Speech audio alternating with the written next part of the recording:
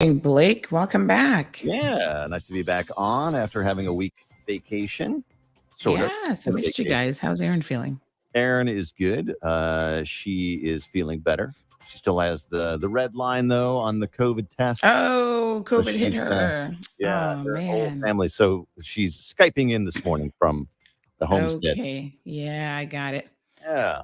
All What do you right. got Well, for us you this you morning? missed a lot last week. Yeah, update us, please. Yeah, so let's start off with some court news on Friday Okay. that happened. So DJ Renato Harris was actually convicted Oh on wow. 2 counts of rape. And how Um, and did he get sentenced then or No. So sentencing is always normally months later, because they need a SIR report, social inquiry report, and all sorts of stuff, victim impact report, and so on, was he for the judge to consider. remanded into custody? You know what? He really lucked out because he told the court that supposedly he has he's a primary caregiver for his daughter. And so as a result of that, in extraordinary circumstances, he was not remanded in custody because normally he would be. So he has some bail conditions. He has to use an ankle monitor. And yeah, we'll see how that goes for the court system. I'm Does he have to suspicious. prove that he's the primary caregiver? No, Hmm. it's so interesting how, in my program, I try to educate people about how the court system works. Defendant is able to say just about anything, and it's not often that the court will ask for proof, which is kind of crazy. Mhm. But yeah, it is what it is. Okay. So we'll see. We'll definitely keep you guys updated. I So think he's back in at the end of January for his sentencing. So he's looking at, I think, between 8 to 12 years. wow. Mhm. That is that's a long stint Yeah. and not a long time to get your affairs in order. Yeah. He probably doesn't have much to do, though. And I will have a well, I will be I'm just thinking about my age. Like when he gets out, I'll be 60. Wow. Yeah. Isn't that Yeah. crazy? Yeah. Well, most people will agree it's probably not enough time for the damage that's done to the victim. So there you have it. And also on Friday, another man who might look familiar to you, he's been on the wanted list for a minute. He's missing, Charles Walton III. Remember, police were looking for him for a while. Mhm. So he was actually sentenced for robbing 2 men at gunpoint early this year. And he was sentenced to 4 years and 1 month in prison on one count and 3 years and 1 month on the second count. And the sentences will, luckily for him, run concurrently. So, he robbed 2 men just after they left Banana's bar in Georgetown, hitting both men and demanding jewelry. And he's alleged to have stolen items to pay his debt to a drug dealer. So, one 63-year-old victim fell from the incident. He was hit, causing him to fall to the ground. And he then ripped a chain valued at some $1,200 from his neck and fled in a red car. So, this young man is going to spend some time in jail now. And the judge was saying, obviously there's some issues there in terms of the addiction, and encouraged him to utilize. She said, at least she thought he was genuinely remorseful, and she really just encouraged him to utilize the time in prison to his advantage, take some courses, get some mental health assistance, and really try to do his best to reform, so that Mm. when he comes out of prison, he doesn't continue the behavior. Saturday morning, unfortunately, a young man has died in a single vehicular collision that happened on West Bay Road. So this gentleman actually ran into a wall. At about 1:30 a.m., the authorities responded to a report of a serious accident in the vicinity of Walters Drive in Georgetown involving a Honda Fit. And unfortunately, upon arrival, they found that the driver was unresponsive at the scene, and the single passenger was seriously injured. We understand that that passenger is a male, and he remains in serious condition. Wow. And he's only been on island for a very short period of time.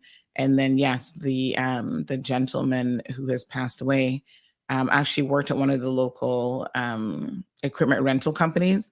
And of course, you know that this time of year they are extremely busy for the festive season. Mhm. So a lot of their team was impacted on Saturday, in the sense that emotionally they were having a hard time coping and getting out to work and stuff like that. So our condolences to his family. He's from Jamaica, so condolences to his family overseas, as well as do we know which company he worked for? Was it like yes, we do. Or A1? AI? AI. Is it A1 or AI? AI. Okay. Hey, really quick before we let you go, Aaron said that that there was some activity, lots of activity in her area last night, a prospect with a couple of masked men and a lot of cops. What's the so we heard, the police haven't said anything as yet, but we did post this on our social media platforms that a woman allegedly saw 2 masked men in her backyard, and of course got very scared and called 911, and that prompted the police to come out in full force, as well as the helicopter to go up, our national bird now, by the way, to go up looking for these guys. No word on whether or not anyone was found. I do know on Friday night, the police were out in tremendous force. We counted upwards of between 6 to 10 FRU units, just, patrolling quite heavily. Wow. Yeah. Great. Mm-hmm. Great. So I didn't know there were that many FRU units. Mm-hmm. Okay.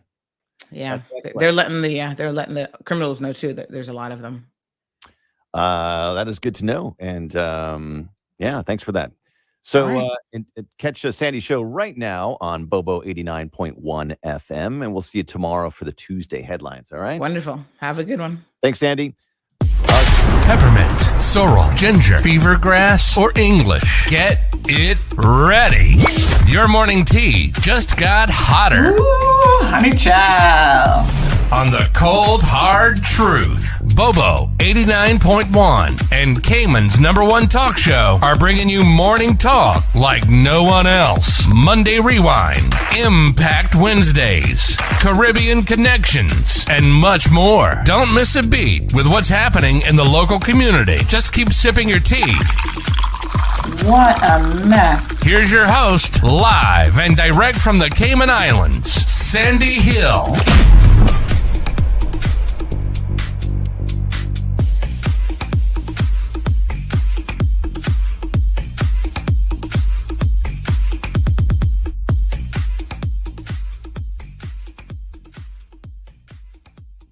Good morning to everyone. What a beautiful, beautiful Monday morning.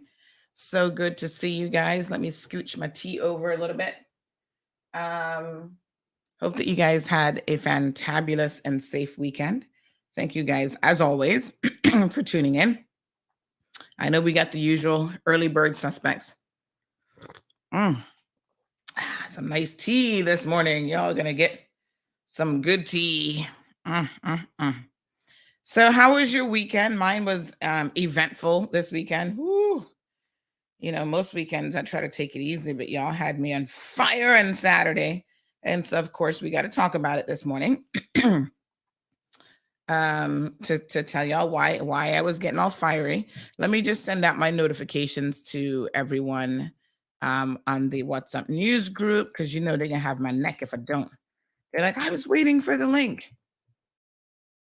I feel like the title of this show should be Cubans Me Crazy. You'll find out here in a second exactly why. Miss Vernita's in the house.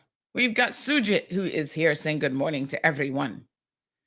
Wee got it locked.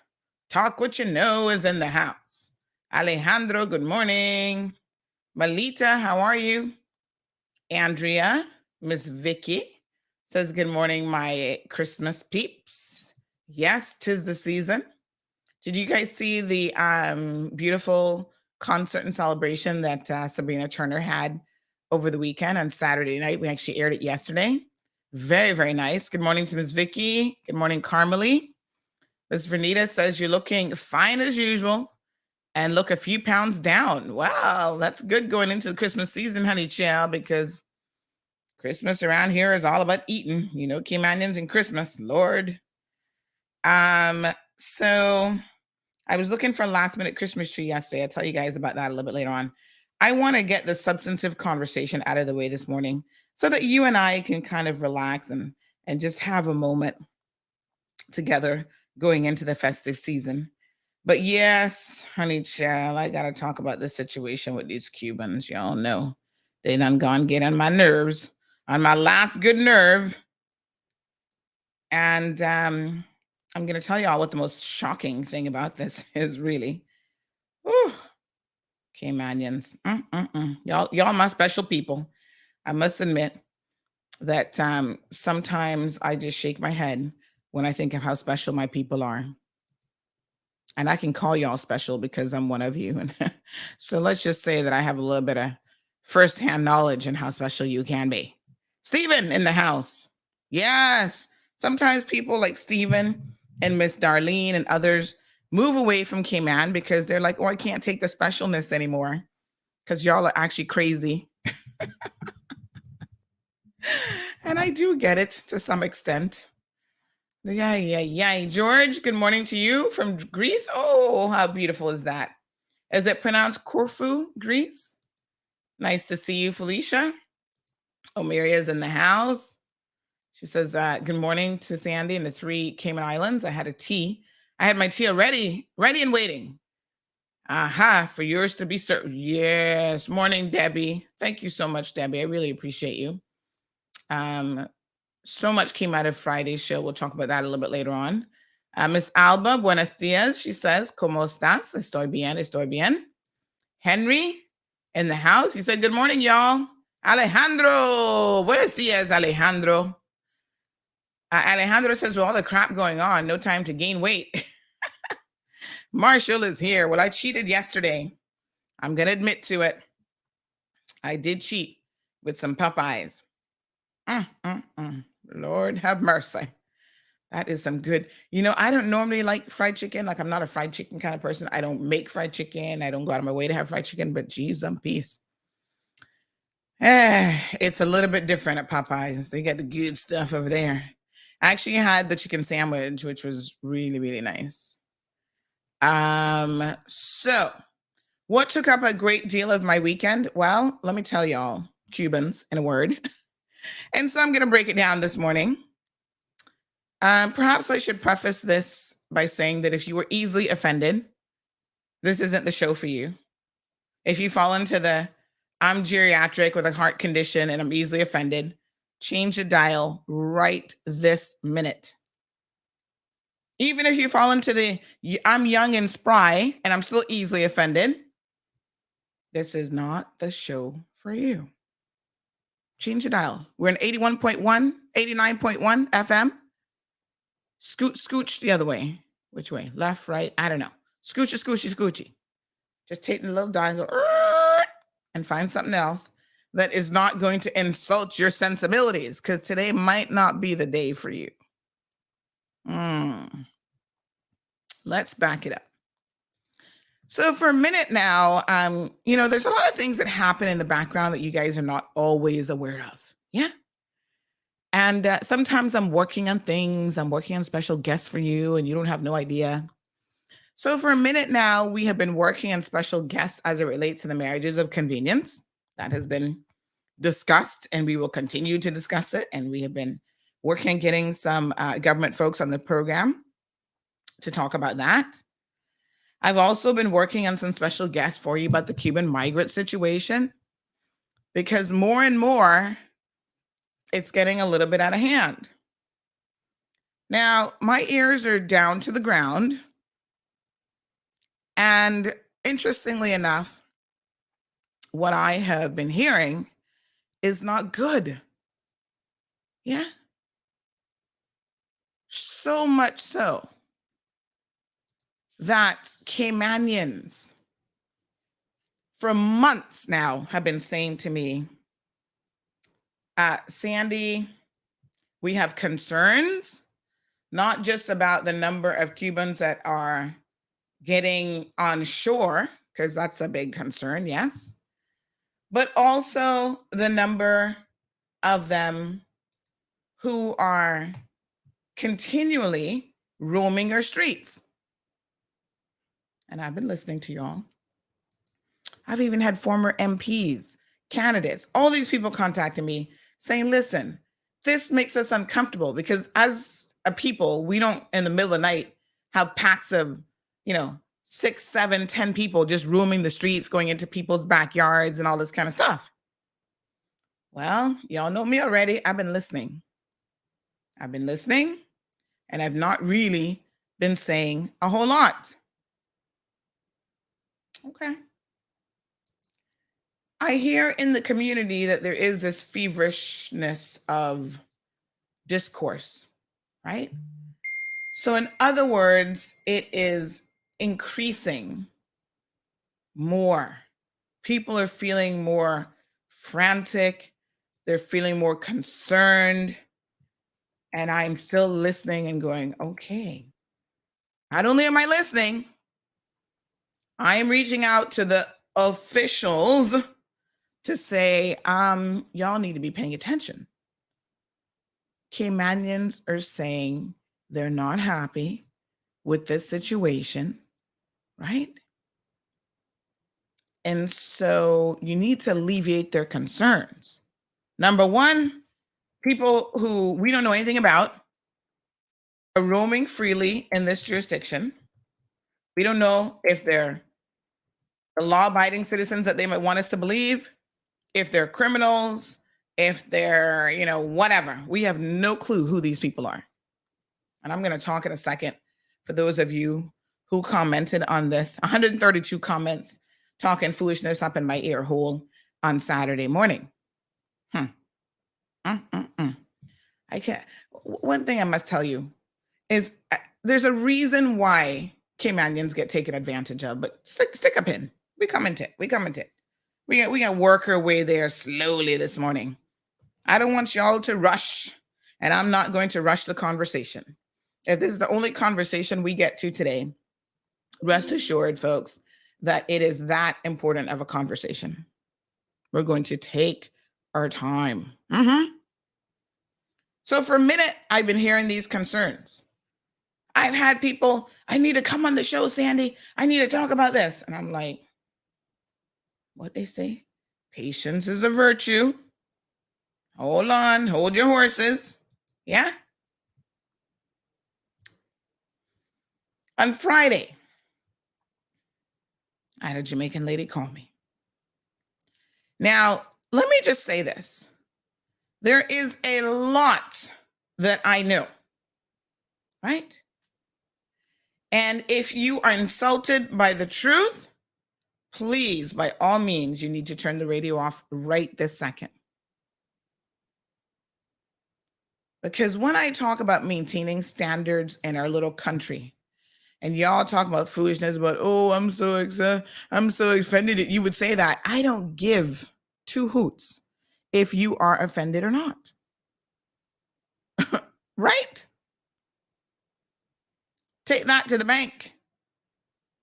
Let them know Sandy has hurt my feelings. She has said she does not care if my feelings are hurt.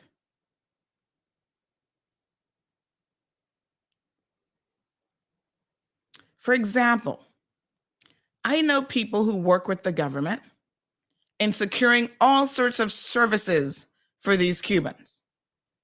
And when I hear people say on the streets that they are ungrateful people as a whole, and that's a generalization, generally speaking, and you can't measure everyone by the same tape, but generally speaking, that actually happens to be very truthful. Now, why would we say something like that? Why would we say these people who came here supposedly on a little rinky-dinky boat, we're going to talk about the trafficking, the human trafficking aspect of this too. Why would I say that they're ungrateful? Well, when you're providing with everything that you could possibly need. Housing. People Caymanians, by the way, take their homes with 4 and 5 bedrooms, rent it out to CIG, to the Cayman Islands government, in order for them to turn around and rent it out to these Cuban nationals. And when they leave, remember there's been several different groups who've cut off their ankle monitors and left the jurisdiction.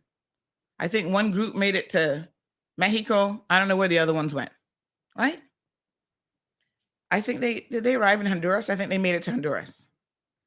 Let me tell y'all something. The condition that they have left people's homes in Not even a professional cleaner could do that place justice afterwards. Feces everywhere, garbage everywhere inside. I mean, it has been deplorable. Forgive me, but I was raised a different way. Huh? That is a sign of an ungrateful person and someone who lives by a different standard than the rest of us, or some of us, because some of y'all living nasty too. I don't know if you got feces up in your house, but anyway. They smeared it all over the wall. These people are insulting us. They're taking our mankind and making a mockery out of it. And I have known this for a substantial amount of time, and I have said nothing. Because I knew the day that I opened my mouth, here comes the mankind and don't have a clue club. Oh my God, Sandy this and Sandy that. Y'all have you don't even have a grasp on reality, and I'm going to tell you why I say that here in a second. So here's what I posted so that we can all be on the same page, right? And this came after Friday night. A Jamaican lady called me, said, Sandy, I'm by Popeye. She was getting the best fried chicken on island, just like I had yesterday. And she's like, I'm here, and there's a group of Cubans out here begging. And I'm like, begging? What are they begging for? I mean, I could understand why you might want to beg for some Popeyes, because hello, I just told you that chicken's pretty good and the French fries are excellent. What are they begging for? They want some food? She said no. She offered them food and they said no, they want money. And they were very forceful. And so she gave them $10. I was like, damn, $10? The going rate for begging has gone up that much. That's more than minimum wage. $10? Not even my daughter gets that for a lost tooth. The tooth fairy only paying $5 these days. That's, accounting for inflation and everything. But she called me because she felt uncomfortable. Maybe I could even go as far as saying pressured into giving this money. The police attended the scene because other people were complaining as well. Stay with me now. Wake up. Sip your coffee, honey child, because we got to put on our seatbelts in class this morning. This might be a little bit of a bumpy ride for some of you. Yes. Saturday morning, I get a call.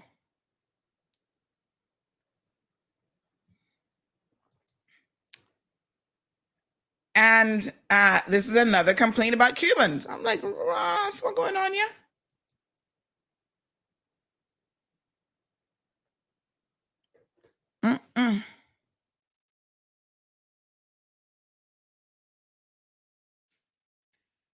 So, this person says, Sandy, here we are in Georgetown. They went to Waffle Monkeys. Big shout out. I mean, y'all Caymanians love some food, though. Going to all the best food places in the world right here on this island. So they were like, we were trying to have a nice little breakfast. Waffle Monkeys is busy on the weekends for sure. And waterfront, touristy area. I don't know if a ship was in on Saturday or not, but they're like, do you know that we were just accosted by some Cubans who handed us a sign? I'm like, handed you a sign? Say what? Yes. And the sign said, we are Cuban migrants. And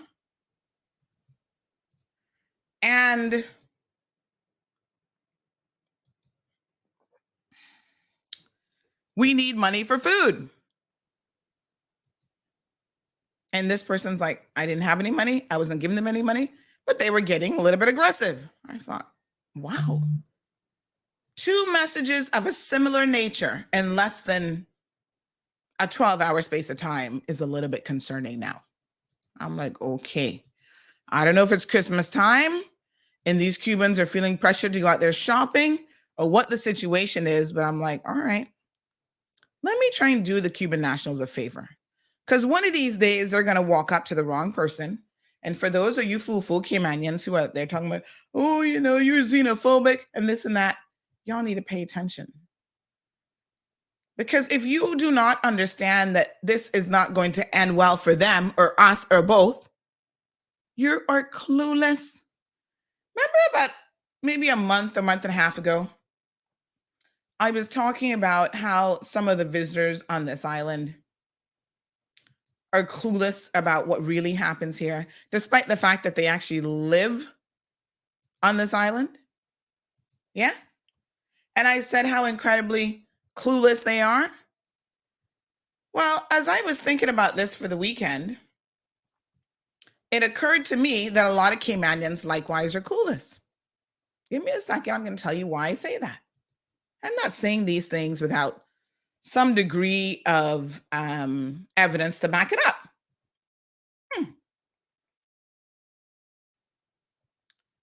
So I said, okay, I get that a lot of you read CMR. You're like, oh, yes, Sandy. It's the #1 platform. It reaches a lot of people. It's influential, blah, blah, blah. Cubans are reading it because they're always reaching out to me, asking for assistance to locate family members, et cetera, et cetera. And I said, you know what? Maybe we can't fully blame them because they come from a different culture. And they just don't understand that in the Cayman Islands, we actually operate differently. So maybe it's our obligation to inform them of what the rules are. Because I kind of doubt that when they come off that boat, anyone from CBC or government is saying, let's go over the base rules here, right? This is the Cayman Islands. It's not Havana. It's not any other part of Cuba. And this is how we operate. What you might do in your country, you do not do here. Okay? You are guests in our country. And many people do consider you an unwelcome guest. Yeah? And so there are certain rules and cultural aspects of this country that we should all understand how it works. Now, it's so funny because when I was saying to the English people, the Americans, the Canadians to respect our culture and don't come here with your attitude and your shenanigans. Oh, y'all were all up in that tea. Yes, Sandy, you tell them, girl. Mm-hmm. Yes, that's right. They come here with their stinking attitude and their superiority attitude, and they want to bring it. But when I say it to the Cubans, the same thing, all of a sudden, y'all are insulted. What? Oh, my tweetum. No. The truth remains the truth. In one instance, you take no offense. And in another instance, you are insulted. Do explain to me the difference. Okay, we're coming. Slow to come, but we are coming to it. All right. So the post read as follows. It says, spotted on the waterfront begging for money. Did y'all see it? Hold on here now. Let me screen share it so you don't miss it. Increase the size so you definitely don't miss it. Yeah. And the post said, Dear Cuban migrants. Oh, you still can't see that. That looks pretty small. Uh-huh.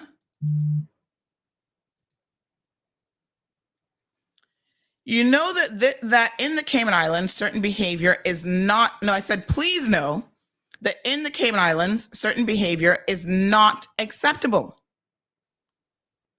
You are an unwanted guest in this country. Now, some of y'all took offense to that. What's the offense? Let's continue reading. In the Cayman Islands,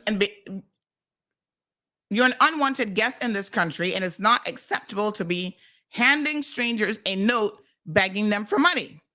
It is not acceptable to hang out at local restaurants begging for money. Please understand and respect our culture and way of life. This is not Cuba. Our government feeds you and provides even phone cards. Thank you. Woo, honey, chill. Y'all done lost your damn minds over this post. What do you mean they're unwanted guests? Did they get an invitation to come? No. That terminology simply meant they didn't come by any legal means. They didn't follow the law. They didn't buy a ticket and get a visa and get approval to come. That is the very definition of an unwanted guest. And y'all all upset about I'm insulting the Cuban people. No, that's the most accurate term. If you can think of something else to call them. Yeah. Scott, I see for some reason that I don't know if it's Facebook that's hiding your comments, but I see for some reason that your comments are being hidden on the page, which is weird because I don't see you seeing anything that's offensive. I don't know what y'all up to this morning, trying to silence people. I'm trying to see if I can unhide them for you, Scott, because I'm not sure why they would be hidden. But by the way, I see somebody else messaging me. That was Andy about some comment last night on the show. And why did I remove it? Folks, rest assured when I tell you I don't have any time to be removing your comments. Some of y'all comment on every damn thing that's posted. And I ain't got that kind of time. Some of us are actually quite busy working. So I did not remove any comment. I don't know what you're talking about. I don't know what you commented. But sometimes Facebook will actually do it. They have built-in algorithms. And if you use certain words, Facebook will actually block your comment. Now, I don't know if that's the case or what's going on, but it ain't got nothing to do with us. So y'all went in. I didn't even know because I was busy working, unlike some of y'all, Saturday morning, right? We notified CBC. They're now doing more patrols and they're on the lookout for these beggars, as they should be. And some of y'all went in so hard. And it was actually a budding politician who messaged me and said something to the effect about, oh my gosh, I can't believe that Caymanians are defending this foolishness with the Cubans. I said, they are? So I went and looked at the comments and, ooh, you're xenophobic. You're so full of hate. You're this, you're that. And I was like, oh, God have mercy. Y'all are so simple-minded sometimes. It is no wonder that foreign nationals come here and can treat us the way that they do. Because we are a divided people who know nothing about our history and culture, and we are willing to import and put up with so much foolishness. We put up with it from everybody that comes here. Caymanians are already in the minority. And for the record, let me be very, very crystal clear here. I am not xenophobic towards any nationality or any person of a particular skin color or anything of the sort. The irony of it is I'm actually more open-minded than most of you. But boy, this Cuban thing kind of touched y'all. I don't know, some of y'all got girlfriends in Cuba, what's going on? But anyway, some of y'all really got touched. I got family in Cuba and I wasn't insulted by it.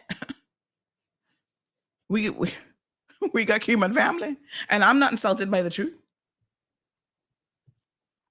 Anyway, I glanced over some of the comments and y'all went up and y'all came down and, oh, you're full of hate. You're xenophobic, blah, blah, blah. By the way, we posted the pictures of the two young men because the person was so offended by what they were doing is they actually took their picture. And they called me and said, hey, can you do something about this?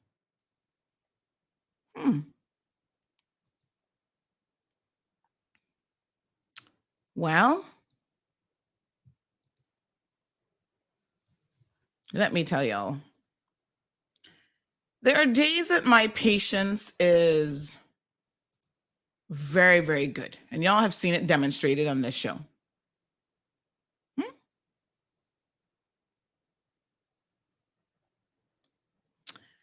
And there are other times that I just don't have the patience for it. And so let me just be very, very clear so that you understand. That's just how it is. I am not going to pretend to be something that I am not. Yeah? I keep telling y'all my mouth not join church. And for those of you who might listen to the program, kind of, we have a lot of foreign nationals who love the show and they don't know what that means. Well, what that means is there are days when I will curse you out if you catch me on the wrong side of me. And I will use BBC up and down, and it just is what it is.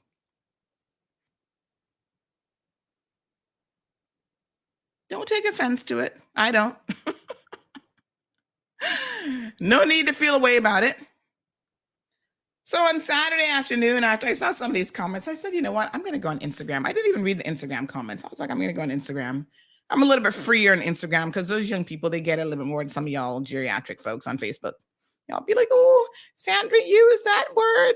Oh my God, y'all need to anoint her with something. And I just let the people them have it.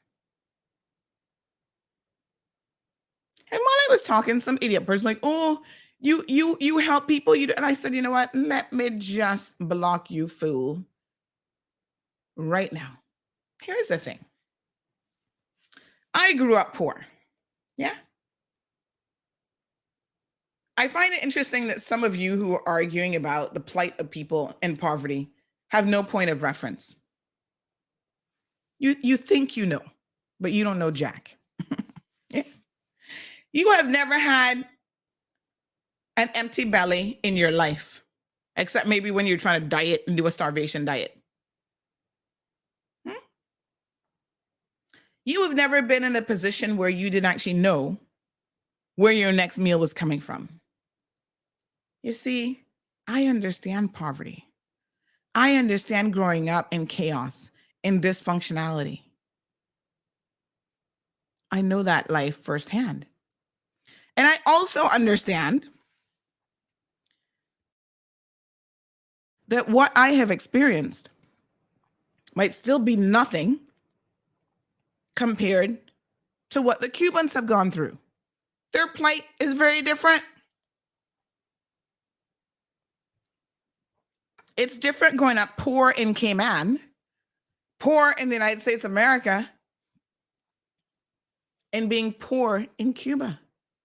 I have said it on this program before. There's different levels of poverty. Right? And there are things that will compound your life, such as violent crime in these countries that we have zero point of reference for. Y'all don't even have a clue what's going on around you. The poor people in Haiti are suffering right now. They can't even go to bed at night for fear of they're going to be gang raped and killed by roving gangs throughout their land. Robbed. They can't travel freely on the interstate. So everyone's situation can be different depending on where you live and where you're from. Even within Cuba, which I visited numerous times, and I've taken the time to actually learn a thing or two about the culture, unlike some of y'all once again. I understand that the poor people in Havana are very different than the poor people in the country. And there are aspects of who we are that are embedded in our cultural fabric. It's part of the people. Now, sometimes the conversations get a little bit deep, right? We've had our regional neighbors in here from TCI talking about how their culture has changed because of the influx of Haitian nationals into their country. And one of the reasons why they've had an increase in crime, they have to borrow our helicopter and our police force and this and that, is because the Cuban violence, their culture of violence that they bring with them is different than what they had in TCI. Caymanians, listen to me very carefully now, because I'm going to give you a lesson in Culture 101.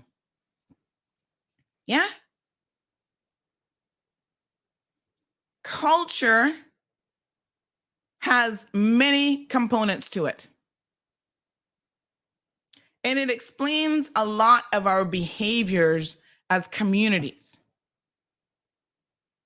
One thing I find that's so interesting about Caymanians is that we are so easy to want to assimilate into everything. Instead of vice versa, having people come here and assimilate into our culture, right? That we have been watered down and we give up our culture for other people. Now, I have also said to y'all that you got to go out there and meet people. Diversity is important. Assimilation is important. But you don't do it to the point where you don't even know who you are. And if you think Caymanians haven't done that, my God, look at our history. Everybody that has come here has felt like this is their country more than the rest of us. Jamaicans, Hondurans, Cubans, Americans, the British, everybody, the Canadians, the Filipinos, it doesn't matter. It's a sad indictment on us, actually, more than it says about them. What's our national dish? Y'all don't even know. The Jamaican dance hall, food, raising your children, churches, everything has infiltrated this country. Most of us have a parent, a grandparent, somebody down the line that is a Jamaican, because we have just been like, all right, come in, take us over. Don't make no difference. There will always be a degree of that. But what I find here in this culture is we're just so wide open with it that it's just shocking. People say to me, how is it that Jamaicans have such national pride and Caymanians don't? I'm like, really? That's because we're lost as a people when it comes to our culture. We just accept any and everything. And let me say this now, because I know some of y'all are going to get insulted by this, but this is the truth. Where's Margaret Ramsey this morning? She said something the other day that I absolutely loved in her speech when she talked about Miss Charlene, and I read it for you yet. Miss Charlene, I'm not quite ready for you yet. I want you to write down your thoughts and hold on. I'll come into you. I tell you, we got to take our time this morning. I don't want the conversation to go off on the rails. Just follow the logic, right? You know, she was talking about in her speech, I got to get that quote from her, because I always say part of the quote, but she completed the quote for me, about speaking the truth without, or dealing out, justice without fear or favor. And there's a end part to it, but I always seem to not quite get. I'm going to get the full thing from her.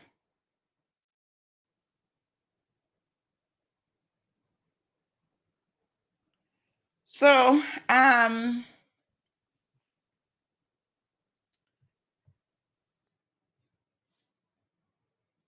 this is what we do on a regular basis.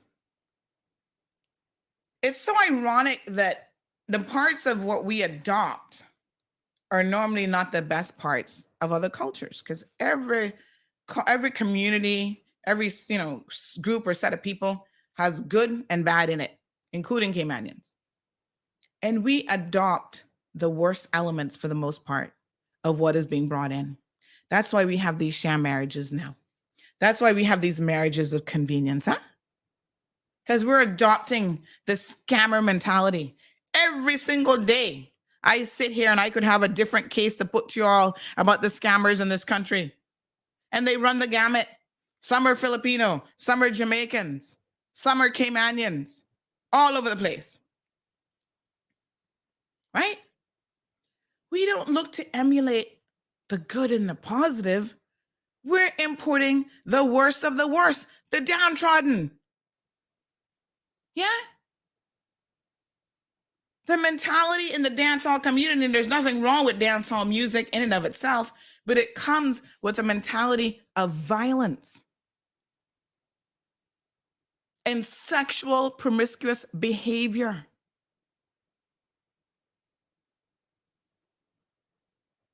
And this, I have to dress up to the nines, be fashion forward with all the Gucci and the this and that, when you are making minimum wage.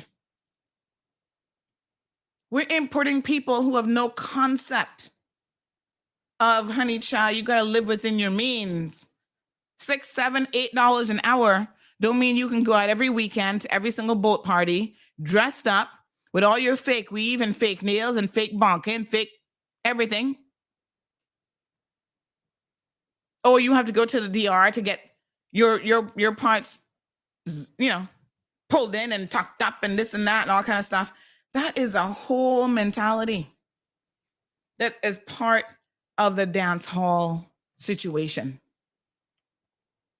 Mm-hmm.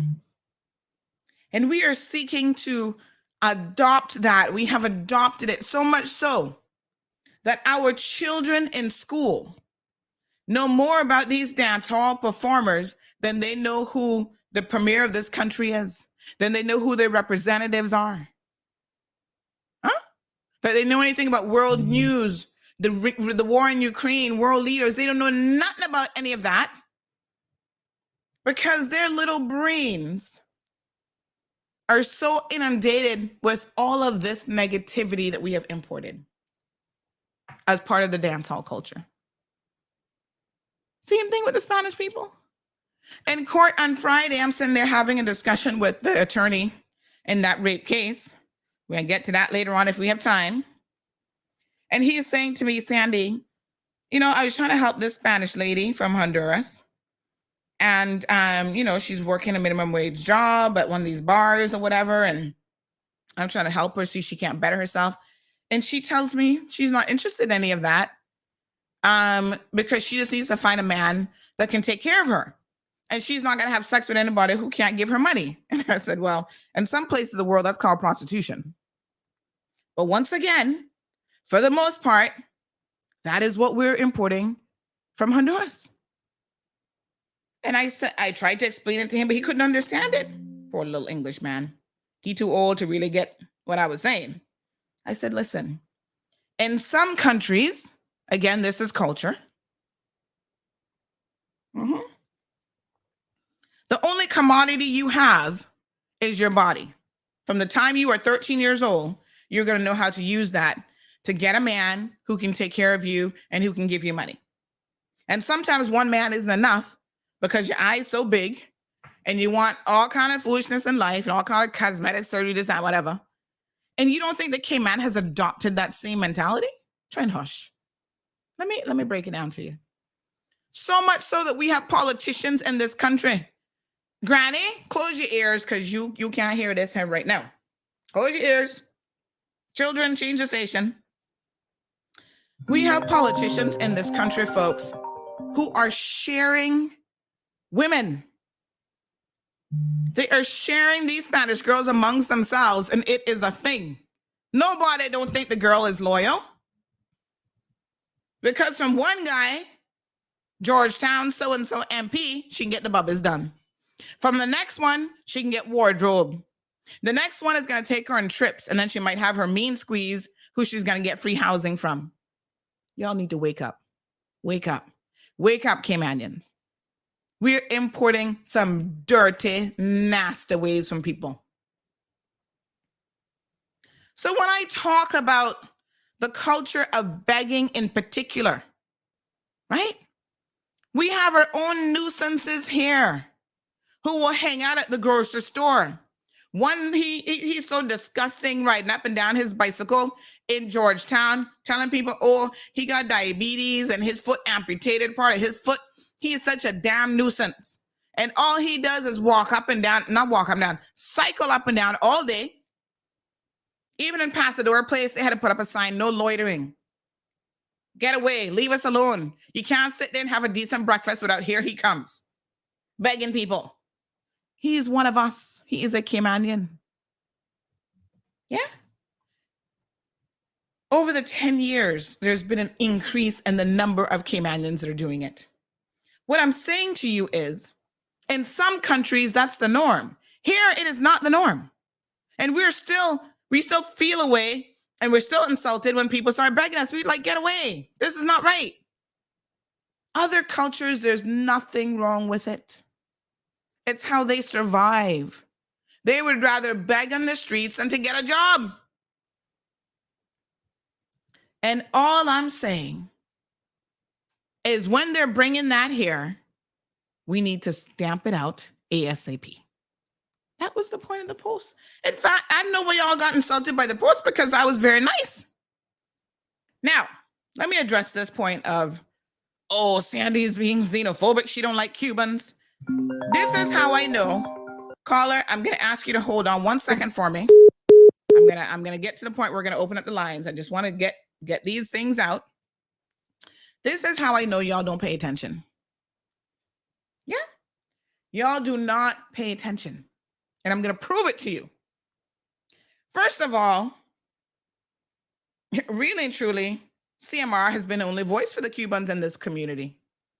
Yeah, when they were out there protesting on the steps of the government building, we went out there to see what the protest was about. Because despite how you feel about people, I don't think that people should be mistreated. People have human rights. They come to our country. We didn't invite them, but they're here. We shouldn't mistreat these people. We should show them kindness, human dignity, right? If they have a complaint, I'm like, let's hear what the complaint is. What's really going on? We've had them come on this show and interview and explain to us what all of their issues are, what they claim our government was doing to them, why our government is not so nice. Now, it is interesting, yeah, that they protest in this country and they don't even have the right to protest in their own country. That point is not lost on me. What a beautiful place we live in, huh? Beautiful Cayman Islands, full of democracy, where you can come here as a Cuban national and do something you don't have the freedom to do in your own country. Lord Jesus, can we get an amen up in this house? Because Cayman is indeed a beautiful place. Praise the Lord. What a beautiful place we live in. Yeah. Other people can come here and protest. And some of y'all Caymanians afraid to even speak up. Lord Jesus, we ain't not got time for that discussion here today. You're afraid to speak up in your own country, but somebody can come in on a little canoe boat, protest on your government steps, and have the most to say. And I'm just making some interesting observations here. We put them on this show just last week. Let me remind you. Hold on here now. Let me do my screen share, because one thing I do not appreciate is people coming at me when they don't have correct information. All right, here they are protesting down in West Bay. Who covered the protest live? CMR.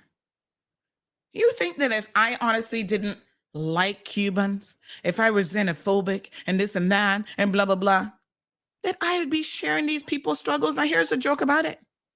This video has over 5,000 views.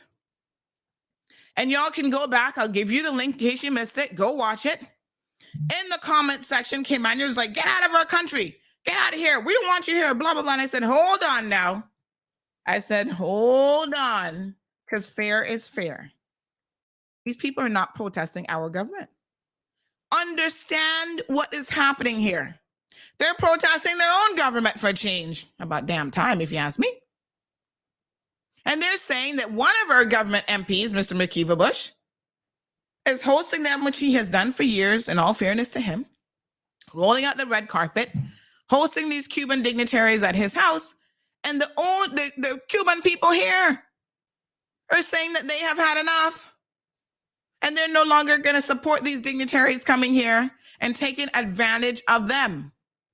Go and look at it for yourself. You will see when people are commenting, but get out of our country. Yeah, blah, blah, blah. I was saying, no, you guys are misunderstanding what is happening here.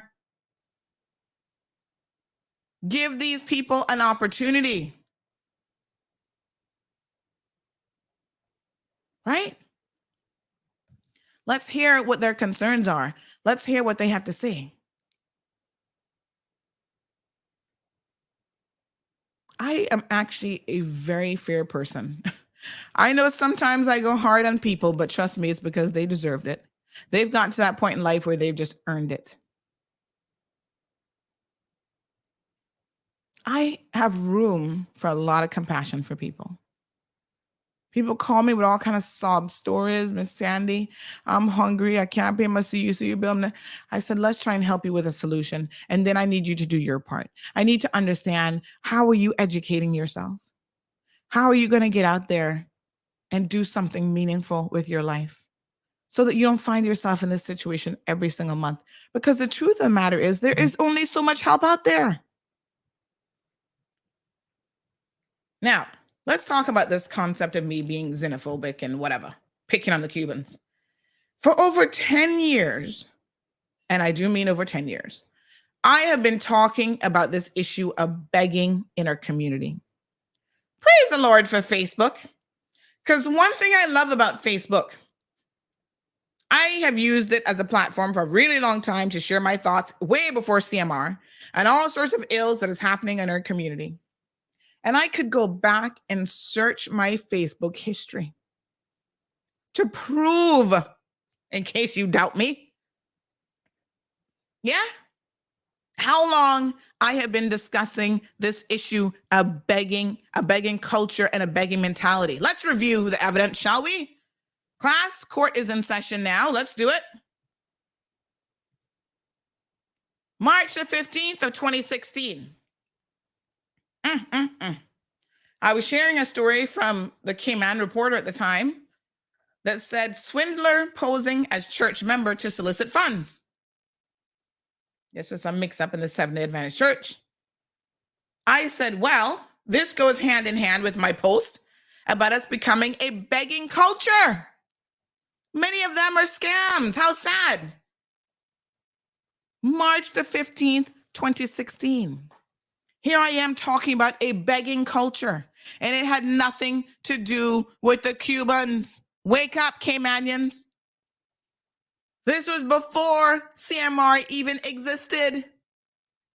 One thing about me is you'll find that I'm a very consistent person in my beliefs. I'm open to change in my mind, but I tell you what, there's some fundamental and core things that I know we shouldn't be encouraging in this country. When you walk on the front of waterfront, you hear tourists say, oh my gosh, I'm so happy that unlike some other countries, and they be listing them, they tell you straight up, oh God, I'm so glad to get out of Jamaica, because every turn around, they be begging us at the port, begging for this, begging for that. They tell you straight up.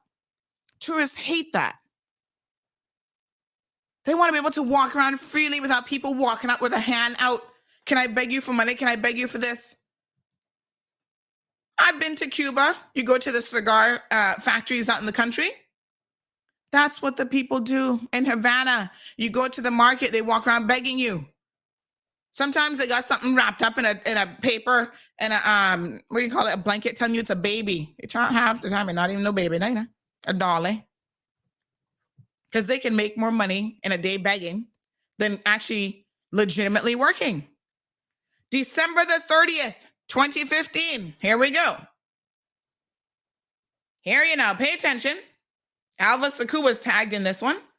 I said, as a Black female Caymanian business owner, not born of the privileged merchant class, apparently I'm not supposed to succeed. Well, this has been our story from day one too, part of our culture, child. I cannot tell you how much the big boys and local TV companies had tried to put obstacles in my way.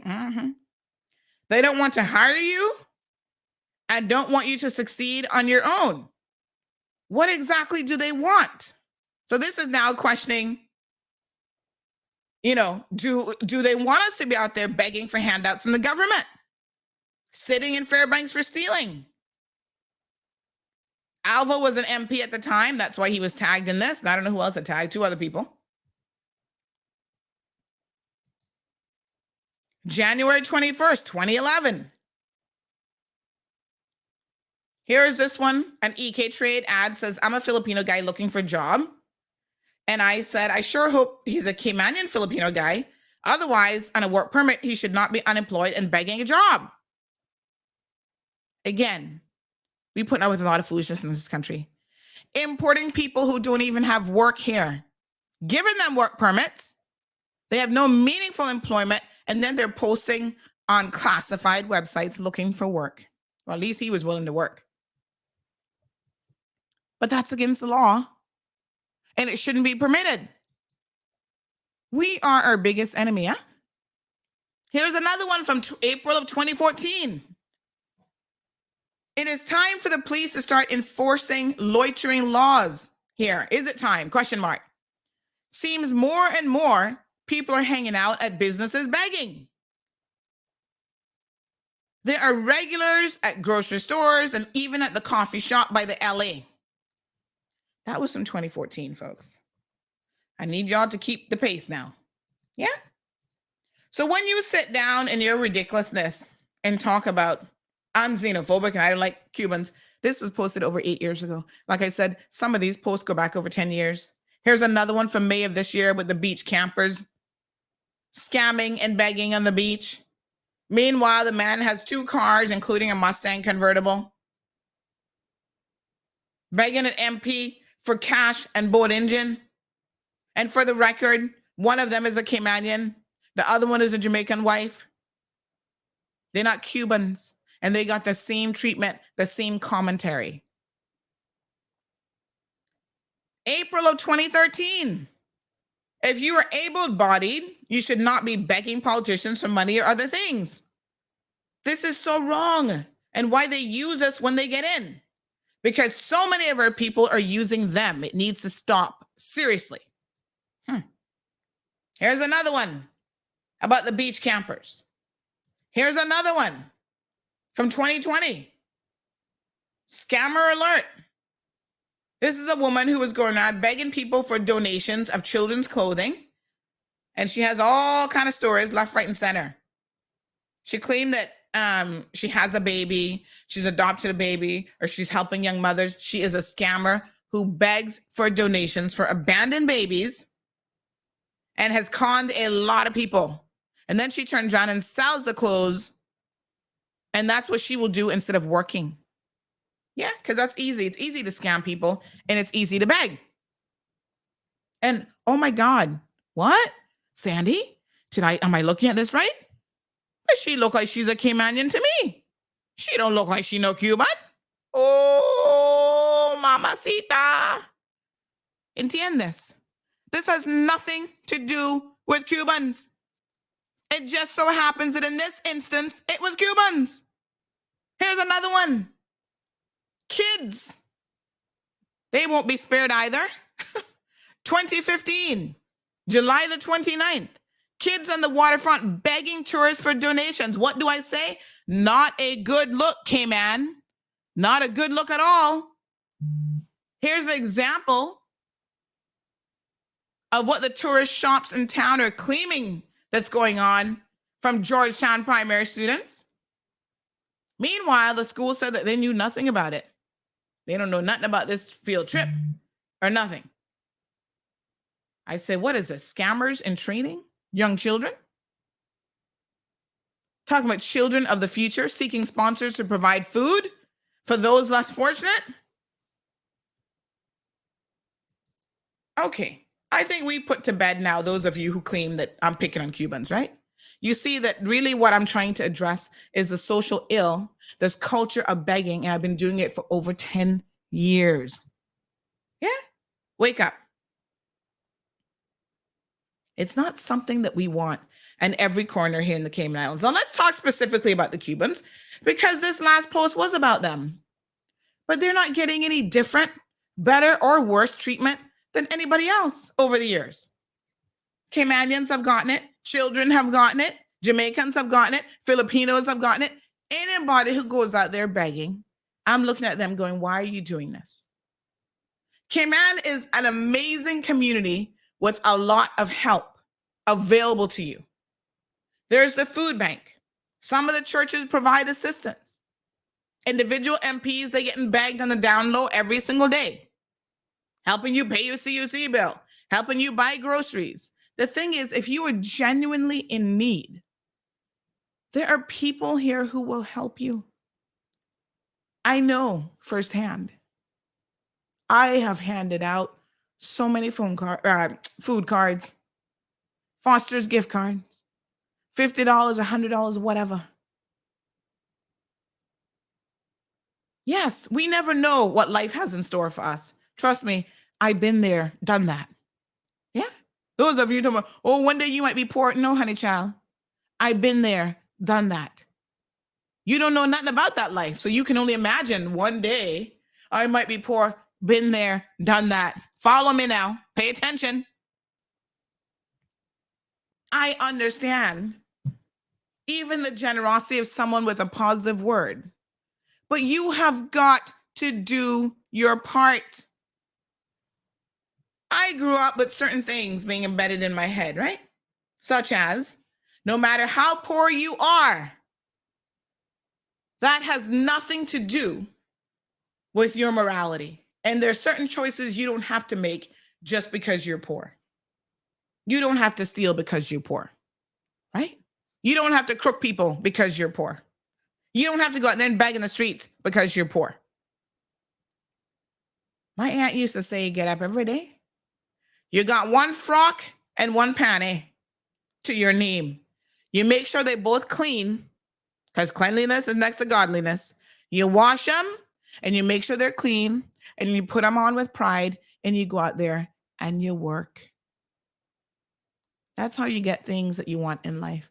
You have got to work. Begging is not a job. It's not supposed to be a profession. Now, let's break it down with the Cubans, yeah? Why are they begging? Let me take a quick commercial break. I've got to irrigate my sinuses this morning, and I don't want y'all to miss any of this. Renewables are very important to CUC. The environment's going to benefit, the customers are going to benefit. It is the future. It's not a matter of if it's coming, it's when. We can't stop. We do need the change. Really, really excited to talk about how we're going to get a lot of renewable energy on the grid. We have been working on renewable energy to Grand Cayman for many years and produced our integrated resource plan back in 2016. Looking at how we can most effectively not only get renewable energy, but reduce the CO2 impact of CUC's operations. You hear the comments or the misnomers that CUC is married to diesel. And quite frankly, there couldn't be anything that's further from the truth. We know that renewable energy is the right thing to do. There's a lot of it by using renewable energy storage within your integrated grid. A lot of time has to be put together to do your research, understand what it is that you want to put out there. CUC has the ability to lead that transition, right? And be the first for not only Cayman, but the region. It's going to be so worth it. It's what I come to work for every single day. To know what we're working on is going to set the country up for success. It's going to be a foundational element of the economy. Bringing the public along with us is one of the key things to make a success. To make sure that we're doing our part to reach the United Nations Sustainable Development Goals. Our team has been equipped, trained, developed. If we get to go ahead tomorrow, we start. And I see it in the future. It's not that far away. It could be as little as 5 or 6 years away, where we'll have times of the day where we are 100% renewable.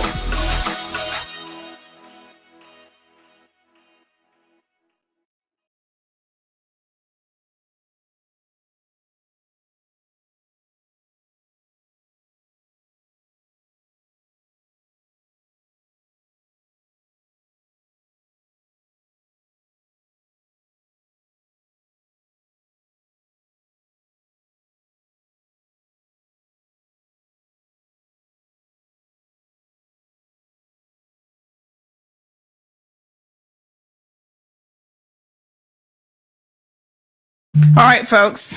My apologies. I was trying to read messages and responding to them and not realizing the commercial was actually done. All right. So let's talk about the Cubans for a minute. Their specific situation.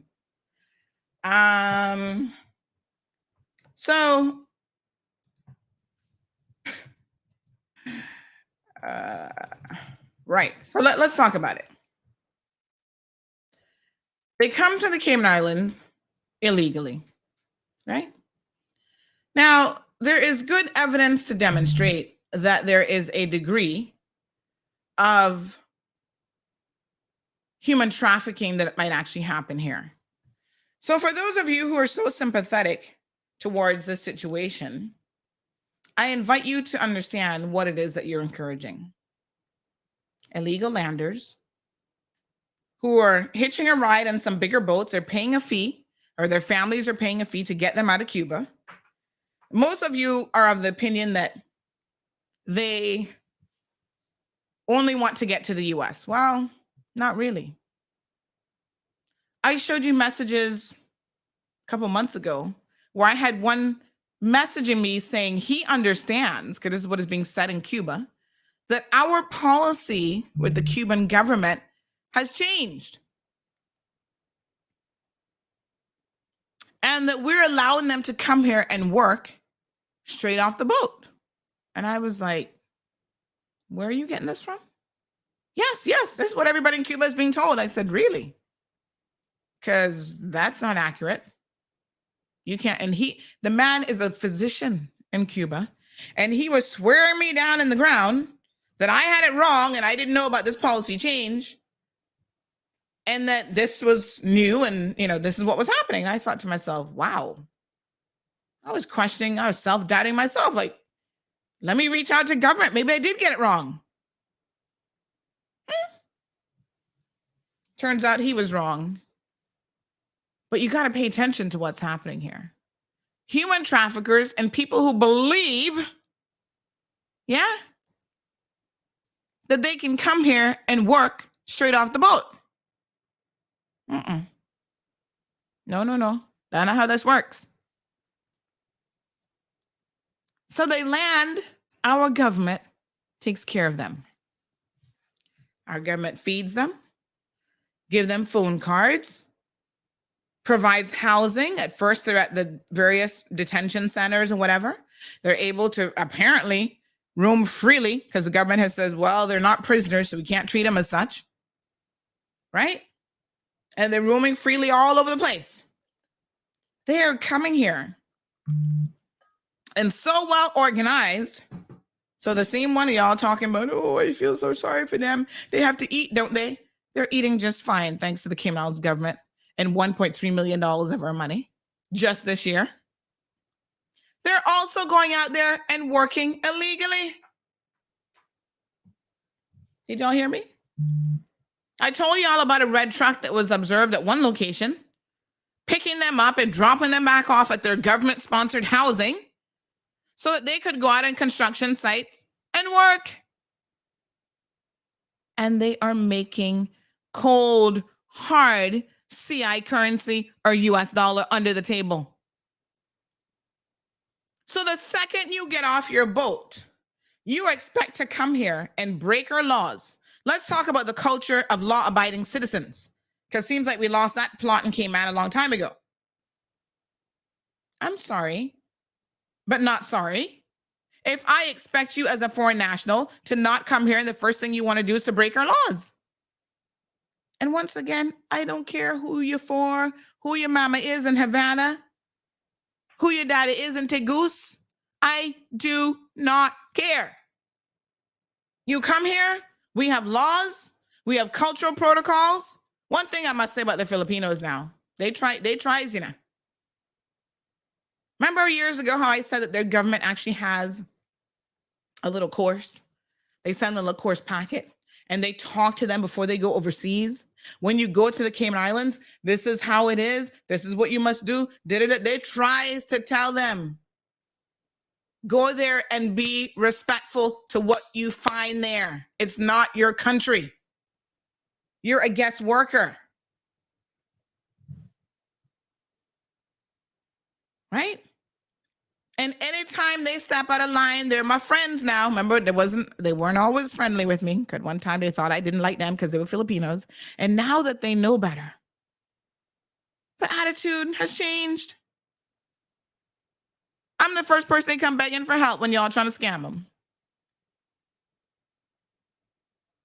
But the standards are still there. Because I don't care who you is or where you come from. Maintain and understand what is acceptable in this country. Okay? Y'all remember the Jordanian? I don't know where he been lately. He don't really listen to my show because I puts him in his place. So when he's on here being disrespectful towards women, which he has a pennant for, I mean, he does it all the time, I will block him and I will tell him, do not come on my platform and say disgusting, overtly sexual things to my guests or to people here. And do not insult women about their fat and trying to fat shame them and this and that because they're a woman. I said, this is not the Middle East. Women have rights in this country. They're not second-class citizens. They're not treated worse than the family pet.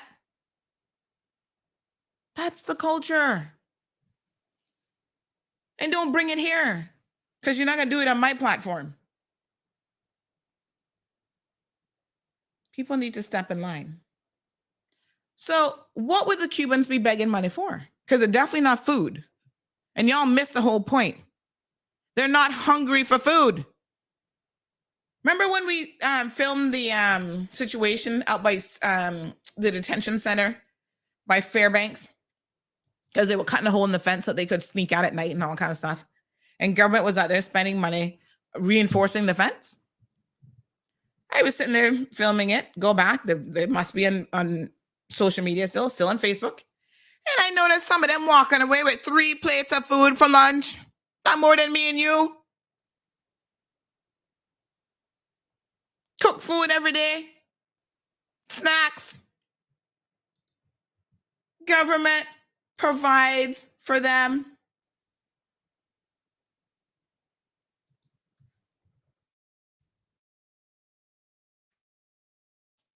They are getting phone cards, access to government phones to be able to call people back home. They don't want for anything. Well, my sources, who just happen to work in government, say that maybe what they're wanting, because they're not going to provide it to them, is cigarettes and alcohol. And that's what they're begging money for. Well, forgive me if I don't give a hoot if you trying to beg for cigarettes or alcohol, because it's not our government business to keep you in supply of those things. There's extracurricular things I guess they might want to do. Maybe now that they're here because they're not supposed to be working, although some of them are working under the table. You saw government had to issue this big statement about that in Spanish, because we even had it translated and put it up. You are not supposed to work in this country. Your application is being processed, and until the day you are granted political asylum, which some of them will never be because they're a bunch of liars, you cannot work. And they're still doing it. Yeah.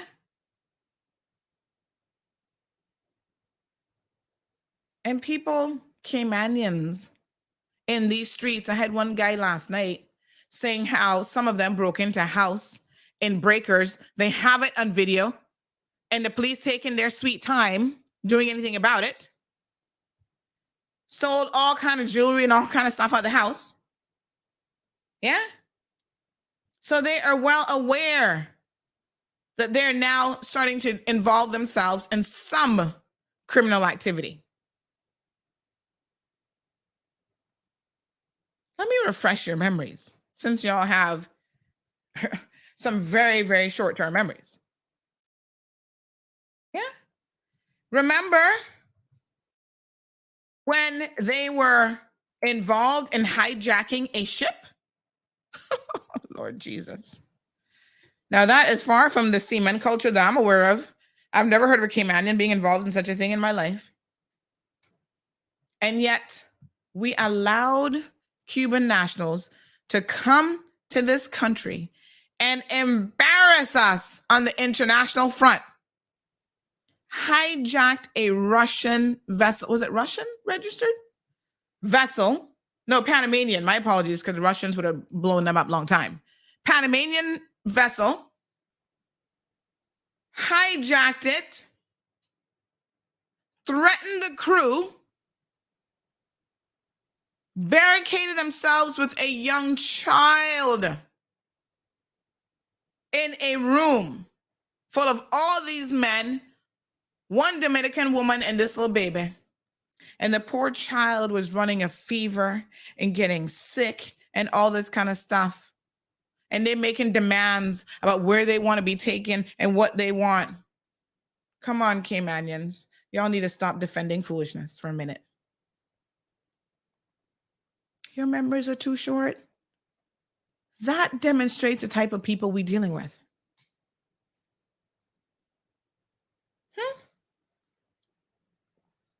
And y'all don't know, you don't know. You don't have a clue. Yeah? They've already, some of them, because I know there's a lot of good Cubans who come here and stay in their lane and try to do the right thing. But some of them are already demonstrating to you who they are. And y'all still sitting down talking about, oh, Sandy trying to be mean to them by asking them. That's not our culture. Well,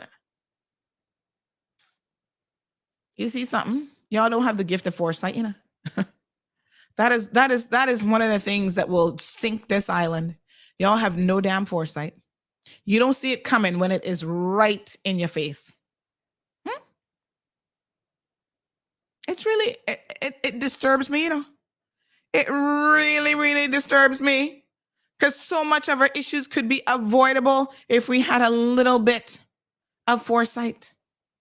We could nip these things in the bud, and instead we sit back and we just allow it to fester and to take over. And then when it's too late, then we up in arms. Well, then it's too late.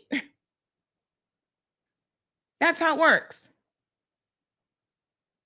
We don't know who these individuals are that are coming here. I'm pretty sure they're not the top of the Cuban community or society, because they can probably check another route to get into the US instead of trying to come to Cayman.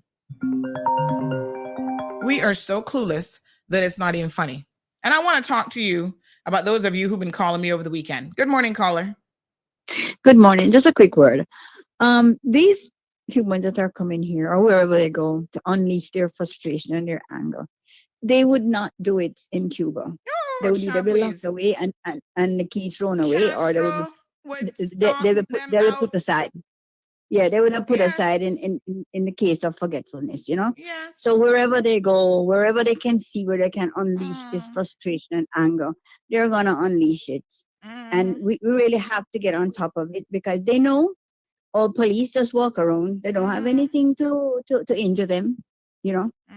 So just a uniform most of the time, most of them. So they feel comfortable, and they're gonna release this depression and frustration and anger anywhere, anytime.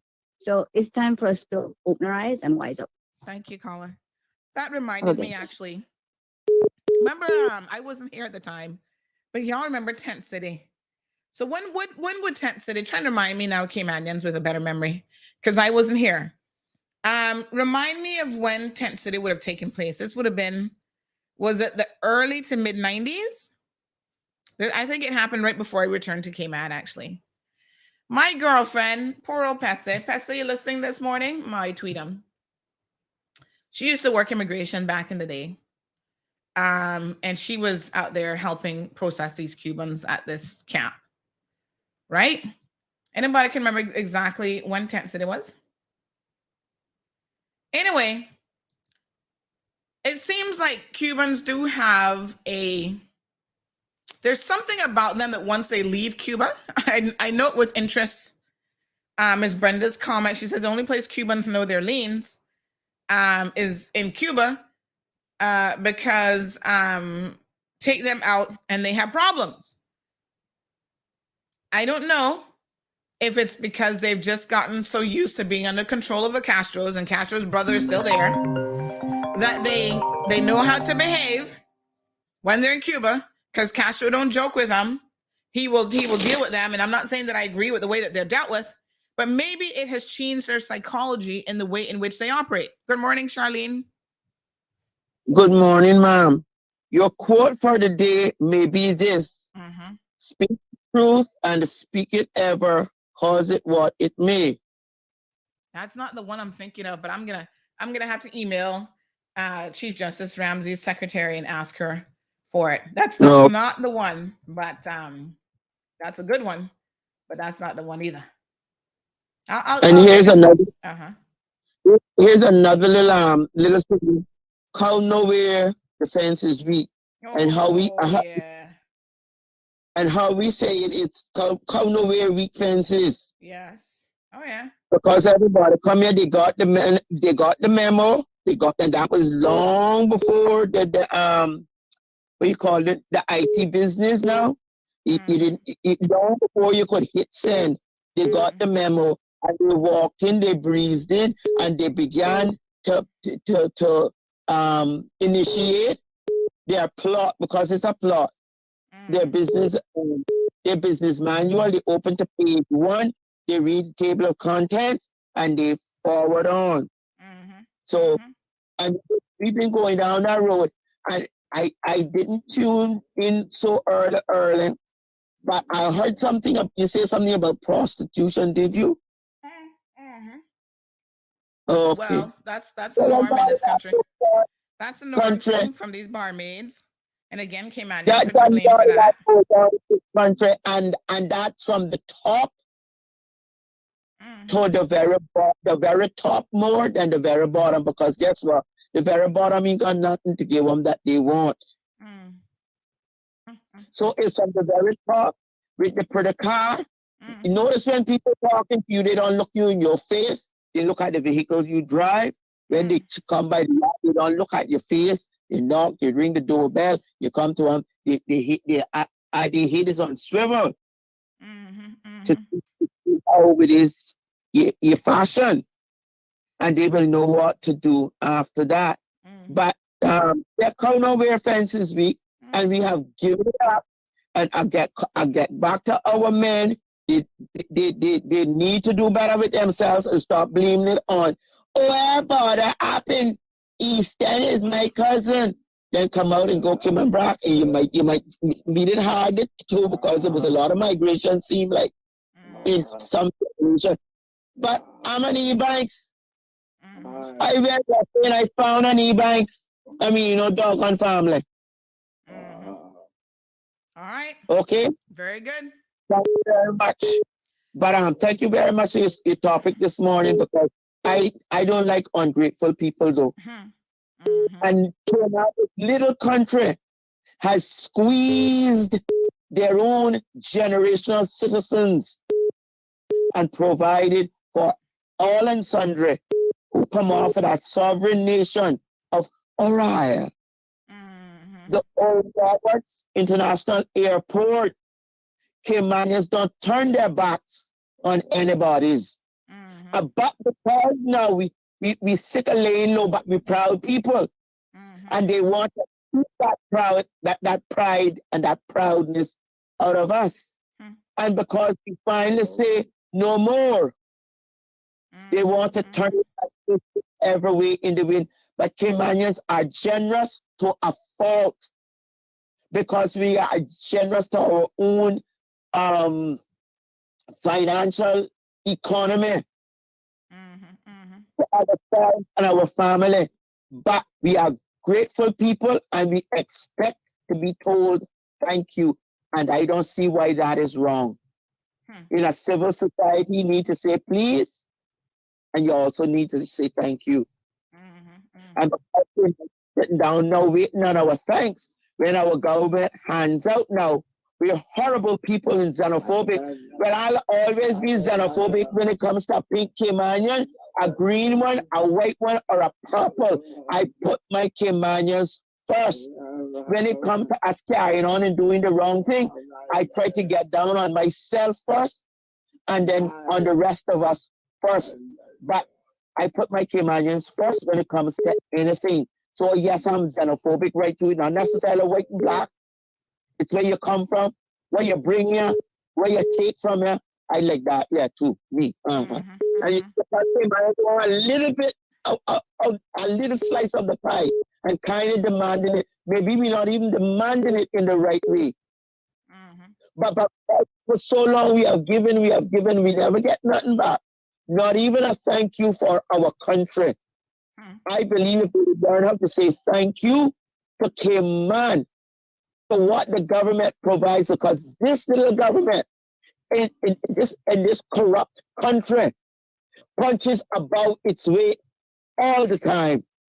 And I didn't have to listen to King Charles say that when he was here as Prince Charles.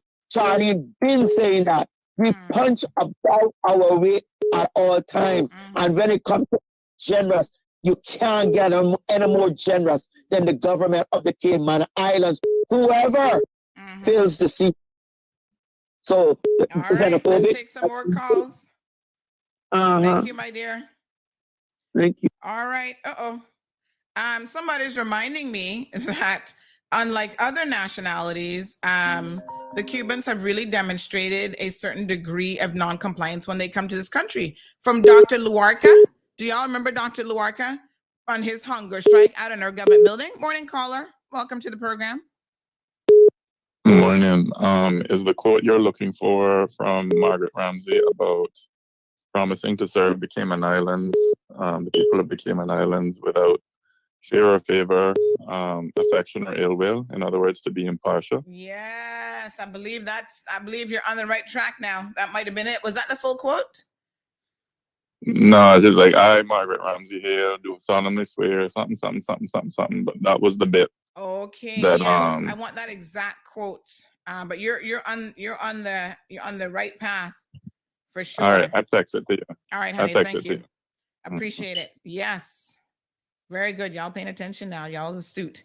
I was going to say that as a whole, when it comes to showing their lack of respect for us and their lack of appreciation for what we have done, the Cubans have a way of doing it, not doing it, I should say, in a spectacular fashion. Morning, caller. Welcome to the program. Good morning. Yes, ma'am. How are you? Not bad. How are you? Oh, I am very, very grateful. And good morning to your listeners and your callers and your writers. Yes. But you know what? I really had to get into this Cuban situation with conversation. Okay? Let me just bear with me because I want to tell you all something. And I'm going to preface this by saying, and I'll explain why. Cubans are the most ungrateful human beings that God put on this green earth. First of all, when Cuba was the Europe of the Caribbean, they were not satisfied.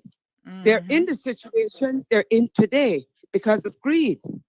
They listened to Fidel Castro. They swallowed everything he was selling. Reminds us of a modern day situation, but we won't go there. And they wanted more because they had foreign investors there. That's why they lived such lavish lives, apart from the fact that the country had a lot to produce and so on. So he convinced them that their country was being raped and robbed, and he could get these people out and retain their assets and so on. Okay, fast forwarding, they got Castro. But what Castro didn't tell them is what he had planned to do with Cuba. And so when they saw communism coming, and I'm going to say this very blatantly, they're racist. And if you notice until today, the mass exodus of Cubans, it's the white ones. They became very angry. Yes, think about it. They became very angry because they did not want to live at the same standard as the blacks and the mulattoes. Because the majority of the blacks and the mulattoes live on the islands. It's the white ones who live on the mainland. And so at that time, the United States had a Democratic president, John Fitzgerald Kennedy. And he opened the doors to them to come in, giving them asylum. What did they do? And I'm talking about the 60s, because a lot of them ended up here in Grand Cayman. And we didn't have immigration like we have now. Police did immigration, customs, and so on. They did everything. Our house Our house is where they were brought, and my father used to feed them. And then they were taken down to that tiny little jail that they had down there by the police station opposite Godfrey's. That little building don't exist anymore until Miss Joyce Hilton could sort out something for them, because she was a social worker back then, until she could sort out something for them to sleep and stuff, because obviously they were trying to get into Miami. And I can tell you, because I'm old enough to remember that every lot of them that came, it was like 6 at a time. And if it was 6, you had one black or one mulatto. And so they went into Florida. And what did they all do? How did they show their gratitude to the Democrats? They all registered as Republicans and they vote as Republicans. And their speech today is, my country was taken away from me. And now my new country, I don't want that to become communist. Eh? Come on. I have been to Cuba, believe me, and I have watched those people. And all I see on their face is resentment. Resentment. But they cannot say anything because all the police are out there. Anyone that's been to Cuba know that. Uniformed and plainclothes police watching them. That's why they don't rob and steal and stuff there, because they know it's a death sentence. But you want to see the real Cuban? Take them out of Cuba. And for those of us, and I don't think there's any Cayman who hasn't been to South Florida, watch them there. That's the real Cuba. Okay? Listen, I was talking about when I went there the other day. If you're not one of them in certain areas of Cuba, you don't speak Spanish, they don't even acknowledge you. They don't even have the courtesy. They don't even associate. We putting out K-Mankind, and I went to 2 separate businesses and 1 complex, and they're like, "Oh, I don't speak English," and they just turned away. I was like, "It's unbelievable. It's unbelievable." And do you know? Listen, we don't have to go to Miami. We don't have to go to Cuba to talk about their demonstrations of ungratefulness. This is the point that I was coming to. That's why I was trying to remember when Tent City was. I think by most accounts it was around 95 or 96. But to this day, my girlfriend Mary, she's in my 5. Y'all hear me talking about my group of 5. She's in that group of 5. She will carry a scar on her ankle to her grave because these people are so ungrateful that when they came here in the 90s, right? One of them took a rock and they were pelting and protesting at our immigration officers at the time. And I remember hit her on her leg and took it down to the bone, took off the skin down to the bone, and she will forever carry that scar as a reminder of how ungrateful a set of people can be. Dr. Luarca, you know what another perfect example. I heard he died during COVID. May he rest in peace. But he was a peen in our rear end here protesting on our streets talking about hunger strike. Mind you, at night, I heard he was out there stealing food because poor little fat thing couldn't go hungry for long. But you know, oh, I'm going to go to hunger strike. Why? Because we had rules in this country of how you enter this country and you're able to work in our medical system. And because we wouldn't change the rules for him, right? We wouldn't give him any exemptions. If you're a qualified doctor, then this is how you get converted in this country. Oh, the rules didn't apply to him. He wanted a special compensation, a dispensation or whatever to be able to go and work. I was like, it's what entitlement? It's what everyone comes here and expects. So I guess he figured he'd get it too. And just to take that situation a little bit further, he was one that was fortunate enough to have been granted Cayman papers. What did he do? He revoked them so that according to him, he was going to run against Castro. Okay? And because he was not assisted in that, that is part of what that hunger strike was about. All right? And what I cannot understand and fathom is why are they here?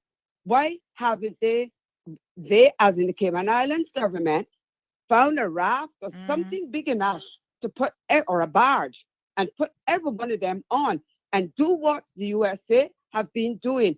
Take them back to the Cuban waters and have the Cuban Coast Guards take them from them. We don't need to deal with them. If America can set laws in place and say, no more wet foot, dry foot affair, and they got a space for them. We don't.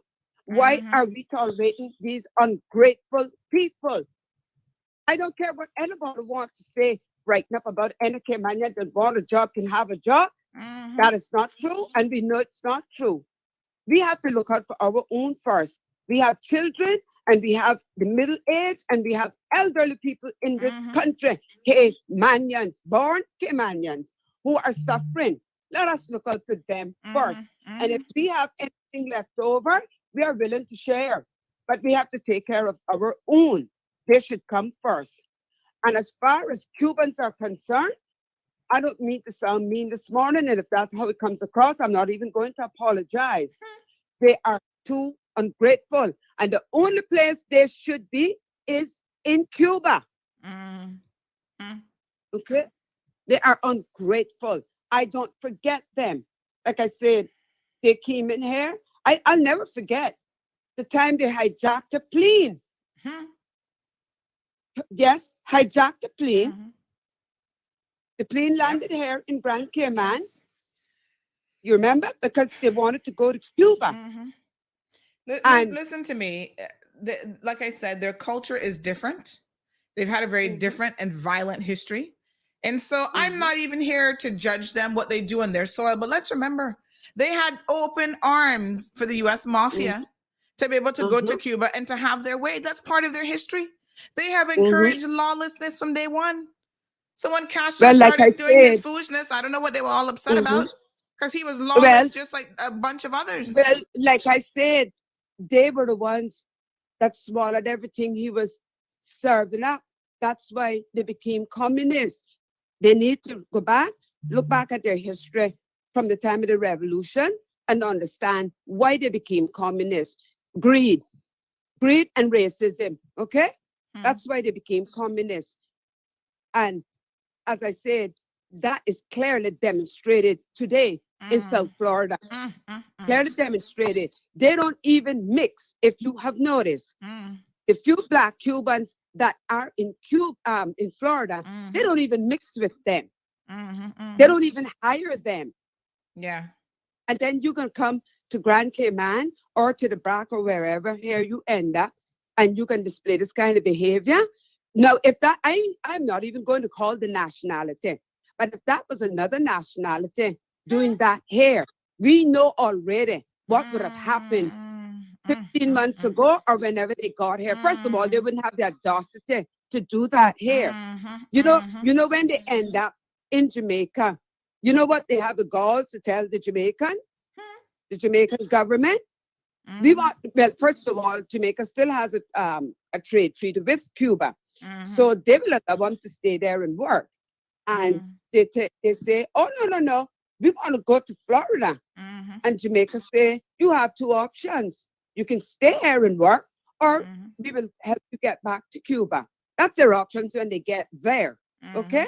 But they make it very clear. We will not, and under no circumstances, be assisting you in getting into the U.S. And I am going to say this is not a wish. This is a prediction, because it only makes sense to me. Both Cayman and Jamaica are going to get in very serious trouble with that Cuba flight that they're doing, bringing those Cubans out of Cuba into Grand Cayman, into Jamaica, and then onto Nicaragua for the purpose of getting on that border. I spoke about this on Friday. And remember earlier in the year when Jamaica put a policy in place that they were not going to allow Cayman Airways to continue to allow Cubans on there, because that's exactly what they were doing, going to Nicaragua, because Nicaragua now has no visas for Cuban nationals. And then from there, they're illegally going across the border. When Jamaica put that policy in place, the Cuban government penalized us. And we had Caymanians, 80-something passengers stuck in Cuba who could not come back. So be very, very clear about how the Cuban government operates. Well, we know how they operate. They're a communist country. We know how they operate. And the danger that Cayman is facing is now our Cayman Airways planes are overnighting there for the purpose of servicing the Cubans coming in here, not going into Miami anymore. Because we actually make a lot of money. Ask Cayman Airways. Ask Cayman Airways to show the numbers, right? Because we so stupid. Yeah. Right? We make a lot of money off of them because they're always overloaded. Even to the point when I was coming back the other day, I understand that Miami International Airport, TSA, because of the Cubans on our flights, have now had to implement a new restriction for carry-on luggage. They're actually weighing your carry-on luggage now because the Cubans will have it fit in that little suitcase, but it'll be 50 pounds. Well, and so now I just want they have to weigh it to 15 pounds only. That but just happened. Let me share this with you because I was recently in Miami also. And when I was leaving, and I got to the TSA agent because I had something fragile, and I was taking it in my hand, and got to the TSA agent, and she informs me, "Oh, I can't." I said, "Yes." The agent said, "I can take this through with me." No. Well, the agent has to come and tell her. Went back to the agent, said to the agent what this person said.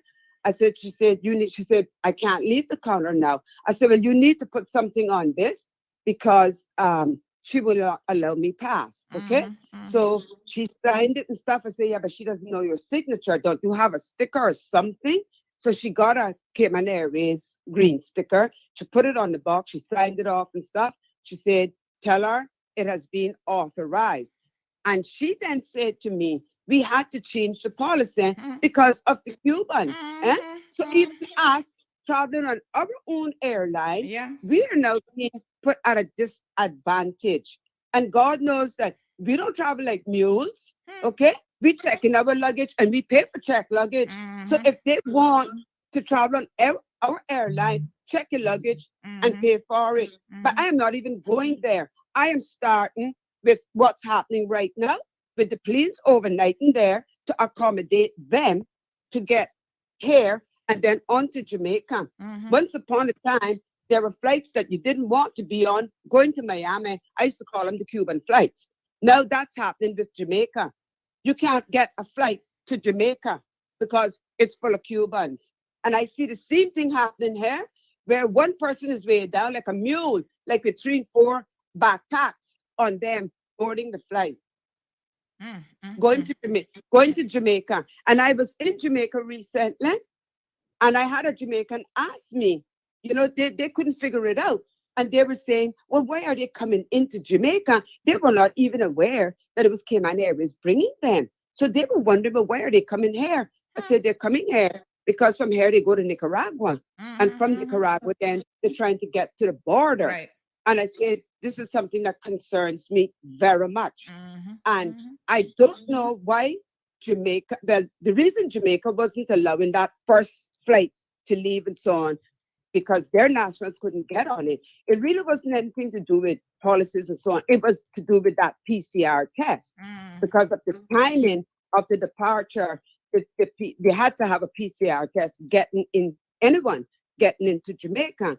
And of course, they were not accepting the rapid test. That was the hold up because they didn't have that PCR test. That was the only reason. It wasn't anything to do with safety or protecting us. But our government needs to think very carefully about what it is they're doing and the backlash this is going to have. It's just going to be a matter of time. Thank you for allowing me to voice that. Yes, my dear. And to voice that, because we certainly need these ungrateful people off our island. All right, appreciate it. Okay. And folks, I must say that to be very clear, my sources, have always said that we do make quite a bit of money on the Cuban flight.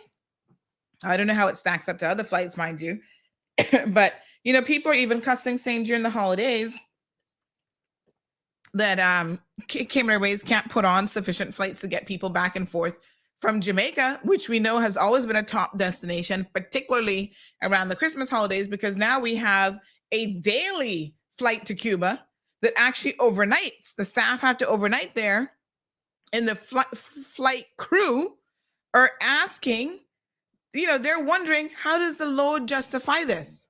They're saying, how is Cayman Airways making any money? Is this a profitable route? Because between overnighting there for the flights being daily, they also have to take additional security. They have to engage local security so that, our people are safe in Cuba. And so there's a lot of expense to the airline, and they're wondering, what sense does it make? What a mess. This person says the big problem is that we're bending backwards for the Cubans. It's apparent that everyone is afraid that the Cayman Airways flights will not be allowed to overfly Cuba if the policy is changed. Oh, you mean to get to Miami? So $1.3 million is what we spent so far this year, covering the cost of security, maintenance, and detention of irregular migrants, is what they're calling them, for the period of January to September of 2022. Folks, I'm sorry. Did you just hear me? 1.3 million CI dollars, by the way. Yeah?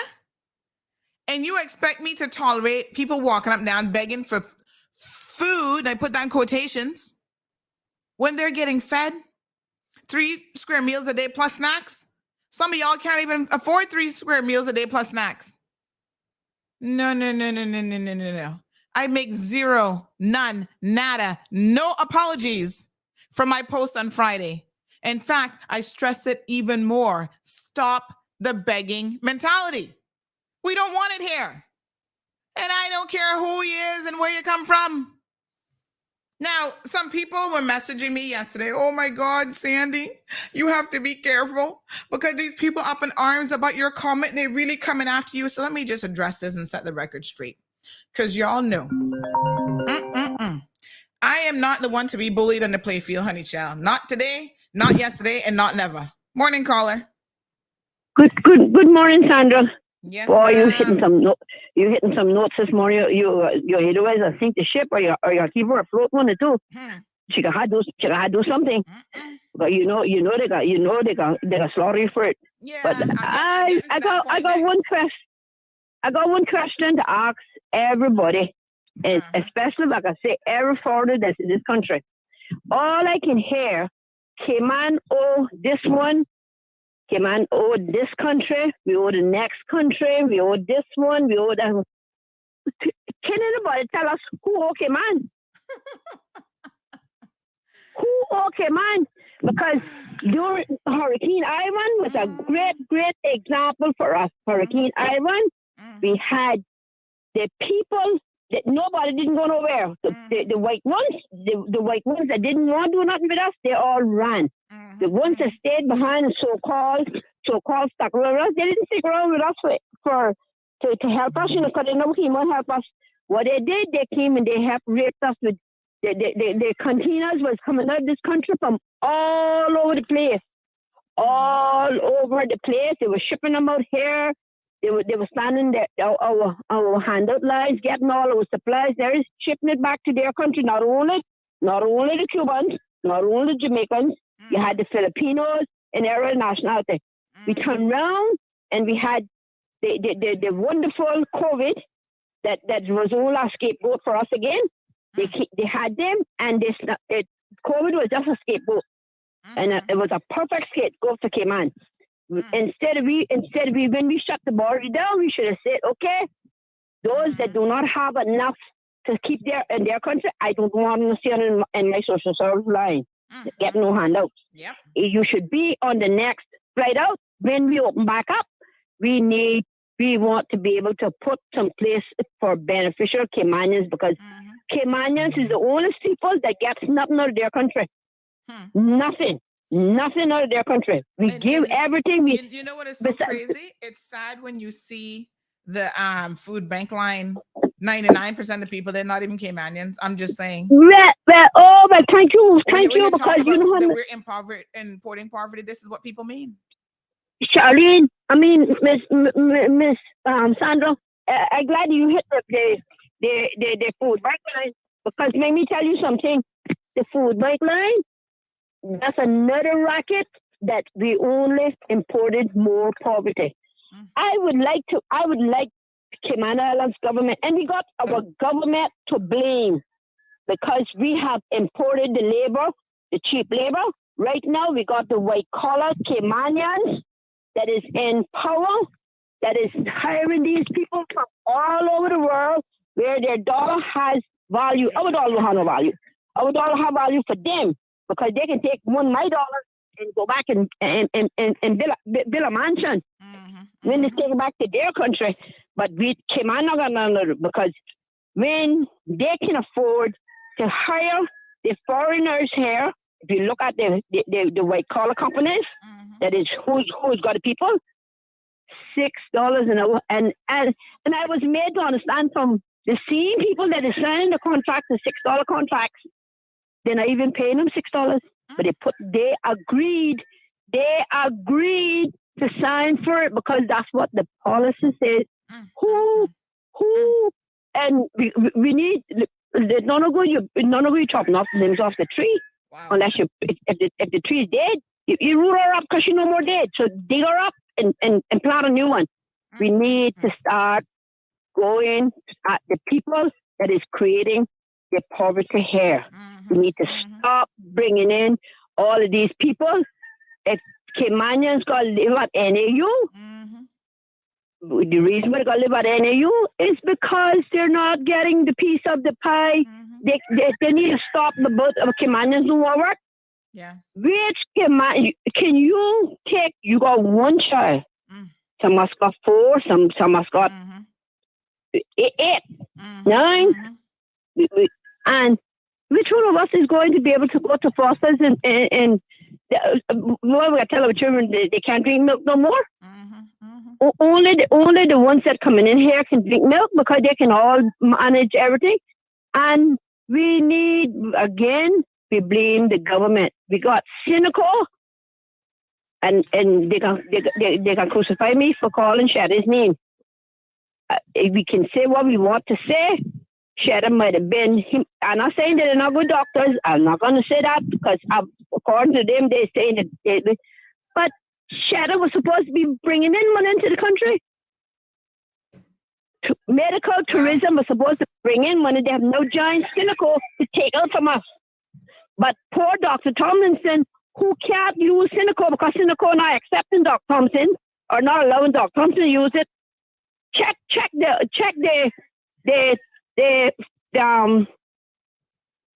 place right across from the motion shop, the doctor now that does therapy and stuff. They're all taking cynical. They're all accepting cynical. We can talk about the cynical issue a little bit differently, but I mean, they have to get referrals nonetheless. So all of them take cynical, including Doctors Hospital. At the end of the day. But that's a whole other conversation. But let me just say this, right? As it relates to business owners, I think that we need to look at things fairly. I know we put a lot of blame on government, and I'm not saying that government does not have a responsibility in setting policy. But when it comes down to it, it is the greed of Caymanians themselves that contribute to a large portion of the problem. Exactly. Go to Owen Roberts International Airport, and you show me a single Caymanian who is working security. Well, this is what I just told you. I mean, I've never seen anything like it where foreign nationals can work security for your own country. And most countries that would not be even allowed. But guess what? It is allowed and it is permitted because the same business owner who underbids everybody else and has a monopoly at the airport for security and baggage handlers and this and that is one of our own people. I left it. Right? No, I left the sign up. Y'all need to go and FOI and ask about the Frankie Flowers contract. Now, I'm not picking on the Flowers family, but these are questions that people are asking. How can they have this monopoly? Sandra, not only the Frankie Flowers, what about the Cayman Security Center? Who owns that? Try check out who owns for that. Yeah, well, they're not at the airport. I'm talking specifically at the airport. But they're not the airport. They're not just working security. They got them doing baggage handling. They got them doing about 5 jobs under the auspices of working security. That's how they get their money work. You got to see racket going on with Cayman Security Center where they're making them work 18 hours without an overtime, and they got them working 7 days. That's why they're all dropping down. And thank God. And I shouldn't say thank God, I mean that way. So I mean, I'm thank God, but what about the the vaccine that they come in to help kill them off. That was a good contribution from them. They don't want to hear that part, but they help contribute. They're taking all the security jobs and paying them $6 an hour. Where in the law that we can work people? That's, in my opinion, that's why we got getting so much increase in crime, because they are part of the increase. They'll set up the crimes because they're not getting no money. They got to get money from somewhere. All right, my They got to get it from somewhere. Leave me there with those comments. Okay. So let me I'm going to read some of your comments here in a minute, because some of y'all have some beautiful comments I see coming in. So we're going to get to those in just a second. Let me just say this, right? So somebody called me, or they messaged me yesterday. Oh my God, Sandy, they're going to cancel culture you. You know, this whole culture, what is it? Cancel culture, where you say something that certain people don't like and they're going to cancel you. They're going to tell your advertisers. I was like, honey, child, please. I said, TD, I'm not worried about it, and neither should you. Oh, but this is different. You don't understand. This is different. The only difference is they fuller than I thought. That's the only difference, right? Alva Saku joined in on the conversation. He said many Caymanians, this was Saturday, migrated to Cuba over the years, and many have descended from Cubans, like I said, including our own family. We not got nothing to say about that. So their culture is tied to ours in many ways. No. I don't see the harm in offering a little help if you can afford it. Remember, many of the migrants left Cuba for survival, either economic survival or because of persecution. The first one, not the second. A better approach may be to explain to them in person why it's not good to solicit money, really. But to social media shame them is going a little bit too far. Well, good for you, Alva. I know many Caymanians and other nationalities that do the same and try to help if I can afford to do so, and I wouldn't support shaming them either. It's Christmas, and it's time to think about helping our neighbors. Yes. As we celebrate our Christianity and Cayman kindness, let's try to remember that these are human beings with pride and feelings. Yes, there will be some bad apples in any group, but don't let that change our caring and welcoming reputation. It's brought us this far. Well, Alva, that's exactly the problem. Our caring and welcoming reputation has brought us this far, and that's why we're in trouble. Thank you, sir. That you hit the nail on the head. That's exactly the problem now. Our kindness has been taken for weakness. Okay? Tell me what part of your Cayman culture has been imported from Cuba. And like I said, we got people right in Havana. Let me tell you about our Cuban relatives, right? May my uncle rest in peace. He would go there and visit them. Right in Havana.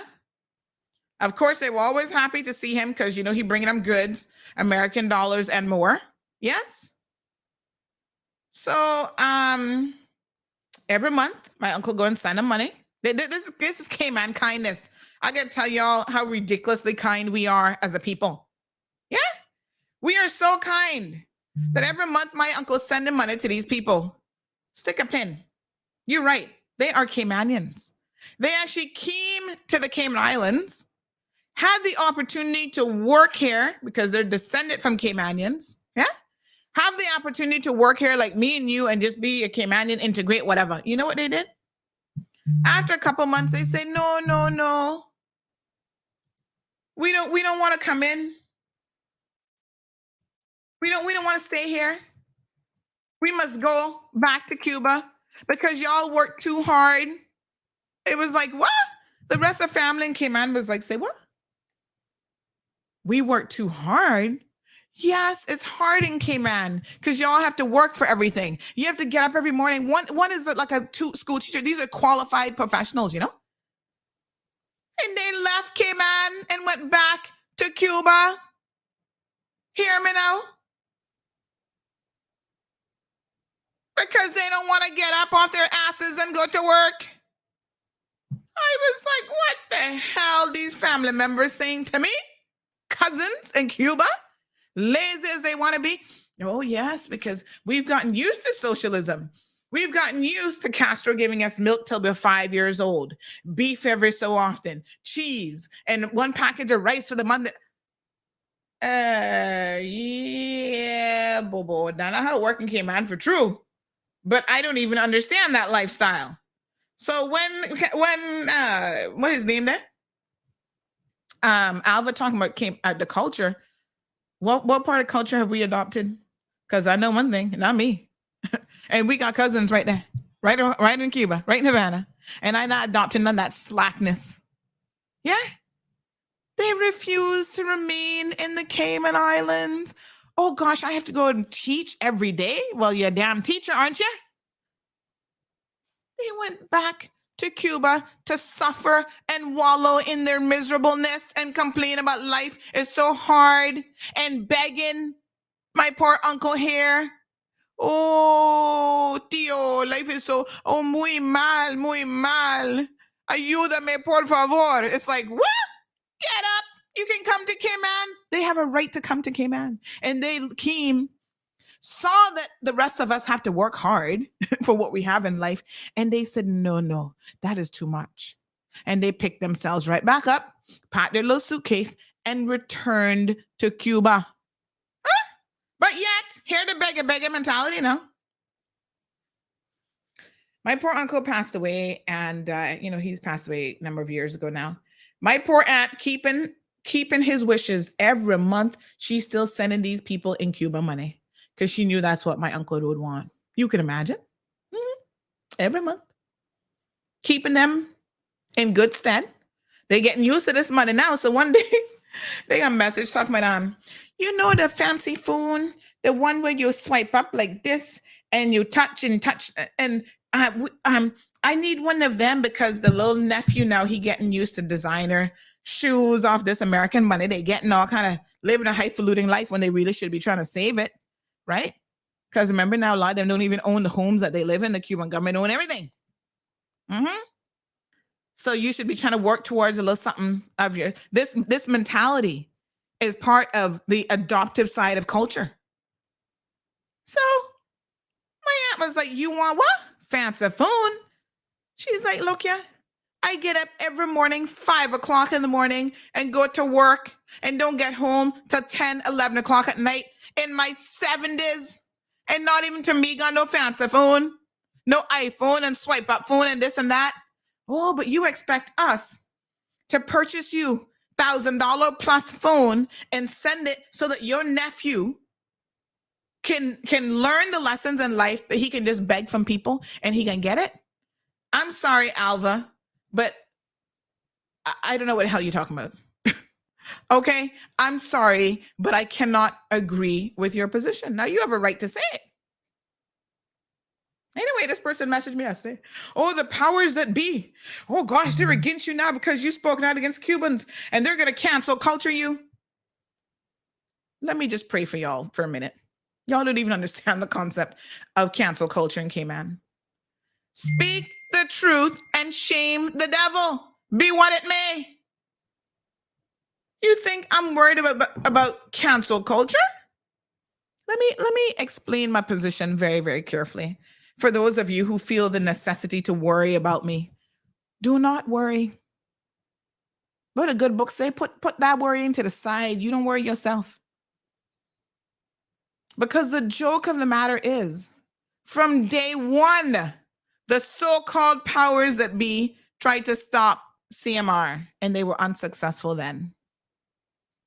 Right? When we were just a little nugget, we were just a vision in my head, and I just kept going and going and going. And the more they tried to stop me, what happened? The more I get up and I stay focused and I just keep going like that little choo-choo train. Okay. So I ain't not worried about no powers that be. I don't give a damn who they are. And they can never tell you who they are.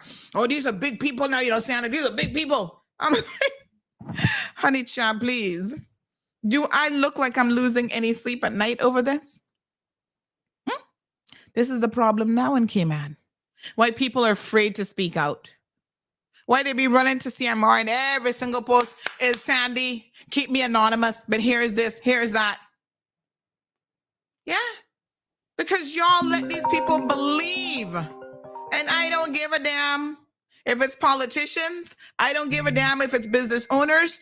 Do not allow anyone to tell you in your own country you don't have a voice. That's a problem. Good morning, caller. Good morning, Sandy. How you doing? Good. How are you? All right. For all we're saying about the Cuban nationals, number one, don't forget that we do actually have, and I know you have not forgotten about it, but we do actually have really, really good, hardworking Cubans on this island, as well as any other nationality.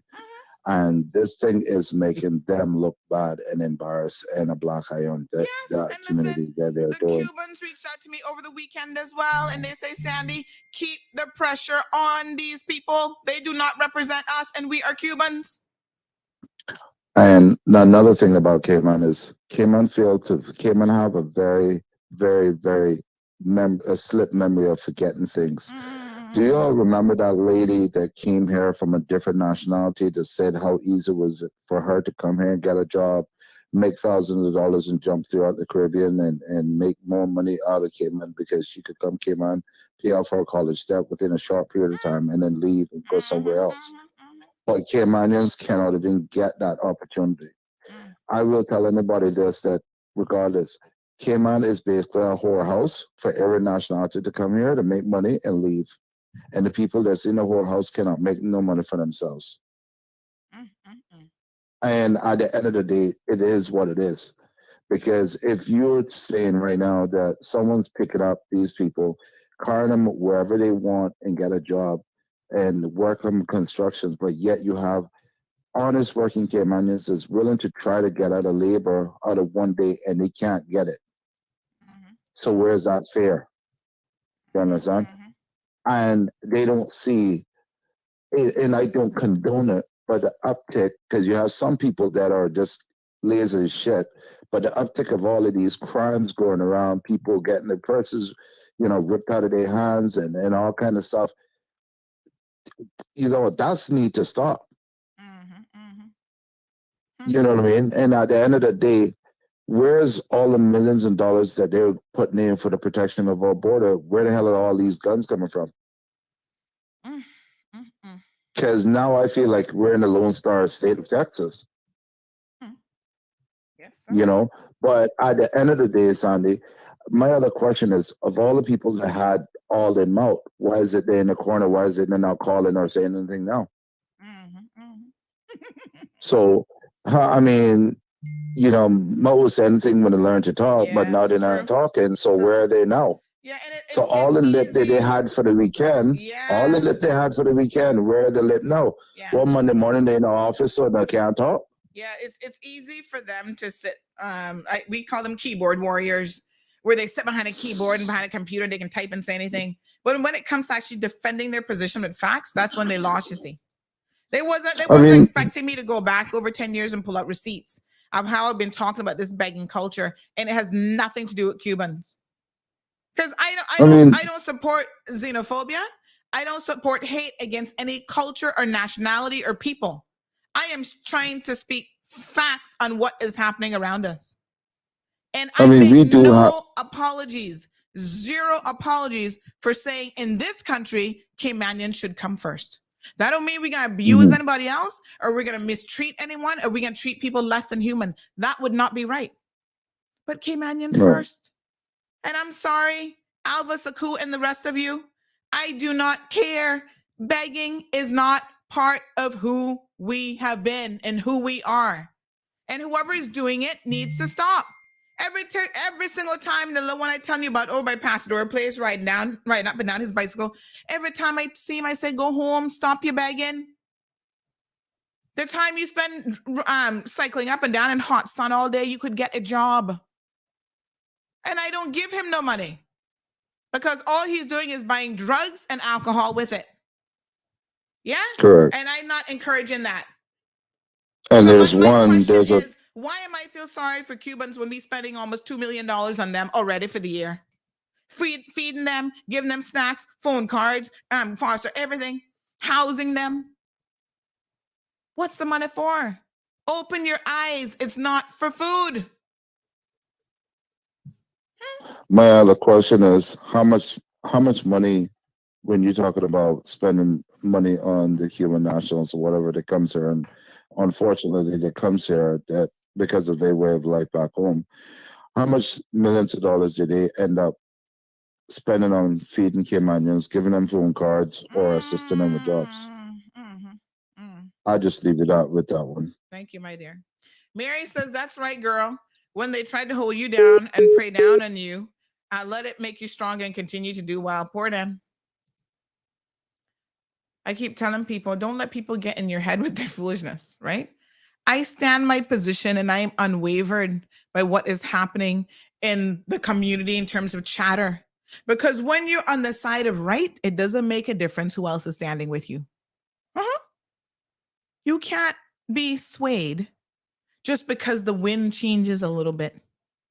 Make sure your sail is firm and you know what direction you are going.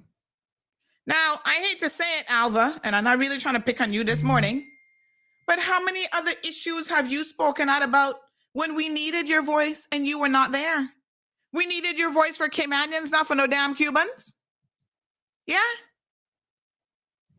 I'm just saying. You pick and choose what you're going to talk about. So everybody can talk about all this stuff. See what CC responded to him. Tomas said, oh, you have his respect. Well, of course you do. Because Tomas from Cuba too. So of course, yeah, I give you respect. That doesn't mean that the sentiment is true or it's accurate. Hear what CC said. She says, actually, I'm not bitter at all. I just generally hate that our people are struggling daily with housing, cost of living, and life itself and cannot get the help that they need. But funds are there to support these ungrateful people. I personally hate that takes advantage of others. That's all. We'll agree to disagree here. I'm not here for shaming them either. But when do we put our feet down and say enough is enough? And P.S., you surely are entitled to your own opinions. I'm just sharing mine from a different standpoint. Cayman would be a better place if we had the same energy of support these people get that comes here by boat. Yeah. Well, I hope these Cubans are capable of voting, because Alva got over 100 likes, so you might beat Wayne next time with them kind of likes. But listen to me.